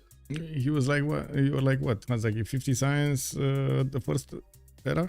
And then he was like 20? First era I was quite slow early on, but as soon as I place my campuses I'm 50 science, and when I put campus card I'm +80. Yeah, so by the time those legions get there, you just get meta times. Yeah, I would defend with some horses if needed and knights right after. Because Gilga was also boosting feudal, I mean we work with your head in science. Yeah, that 12 amenity Artemis though, what is that?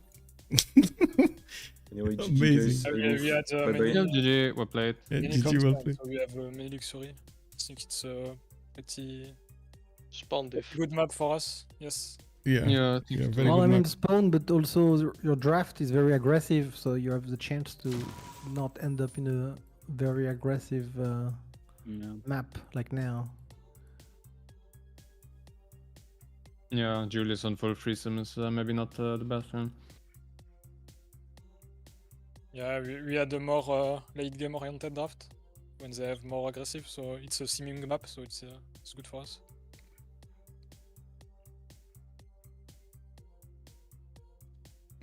I think I had like +11 on luxury as a start. Yeah, Yeah, you yeah. did. And I was going to get the gypsum as well with the new settler. Left. Yeah, was I a- think- Aztec can be so good. I think it's quite underrated amongst the CPL teams. I don't know. We don't pick it that much. I mean, Oh, the I think luxury it's on really 6 city, it's always a good bonus sim. Mhm. And the building is pretty good, so. We are very happy about the technical remap. We were like, oh yes, let's remap. I was telling them Good that. one. Yeah. I mean, we also had complete garbage funds. Everyone had to buy 2-2. Mm-hmm. We had Oh. 2 Yeah. people without 2-2 first I'm ring. sure you were right to do technical, but like we had 2 people on the coast and we were not very happy. Hazaggi would have probably died there. Like, I don't know how he's gonna survive against both. Yeah, the Julius. Victor on his coast and someone in front. Yeah, one was on the land and one next to him on coast. Maybe you should have played that map, I don't know. I mean, Yeah, I mean- You couldn't have known. No, I mean, you couldn't have known. Yeah. Information. I mean, you didn't know, but from spectator perspective, it was like giga good map for you because Rome spawn was perfect for rushing caravels. He had like Luxus and like science tiles and so on, and he was like right next to which Scotland. You were with the I three had like Mercuries. only three cities. Yeah, but and yeah, I mean, you didn't know you were gonna caravel rush, but Scotland was like 10 tiles above you on the coast with cap as well, so you could have just like you would have just killed him, but of course you didn't know it when before the remap, yeah. Okay. Yeah. Alright, GG's. GG, well played. Have a good evening. Just, see you. So there we have it. We heard from both teams over here, and we did hear about their success stories, and of course their wants on the previous map. It looks like Ulyss did manage to scratch a point on the board over here, and we do need to see what's gonna happen tomorrow. If I remember correctly, we do have 2 versus 2 tomorrow. Let me see. It was one of the big ones coming around. It was Chuck and Solve Style going against Barsak and Tiri. It's 1900 GMT on Sunday, so same hour as today, but we're gonna have tomorrow. We're gonna have it tomorrow. By the way, if you do want to take a look at the upcoming games channel, I do have it over here on my Discord. You can just use !mark Discord in the Twitch chat or on YouTube. You can take a look at the description of the video down below. You're gonna have that going. Have a good night, Mr. Toad over there. Also, Urek, GG indeed. Have a good evening. Thank you so much for joining us. I do want to also say thank you so much for the support of the stream, and much appreciated for the subs, for the gifts, for anything you did over here, including of course chatting and how to say, asking questions. Thank you so much for everything. You guys are awesome. I do also want to thank you for all of the support over there on YouTube. I'm still working on that script for series Skylines 2. I'm sorry, it takes me quite a bit of time to compress the ideas and try to focus as much as possible on the important side and not on details that are a little bit secondary. I do want to say it's gonna get there. It's gonna get there. I'm keep saying this for a few streams. It is what it is. I'm sorry. Anyway, have a good evening, everybody, and I hope to see you next. Click that follow and the subscribe button to actually get all of the notifications, and of course help me out and have some fun with some Civilization 6 gaming. Bye. Bye.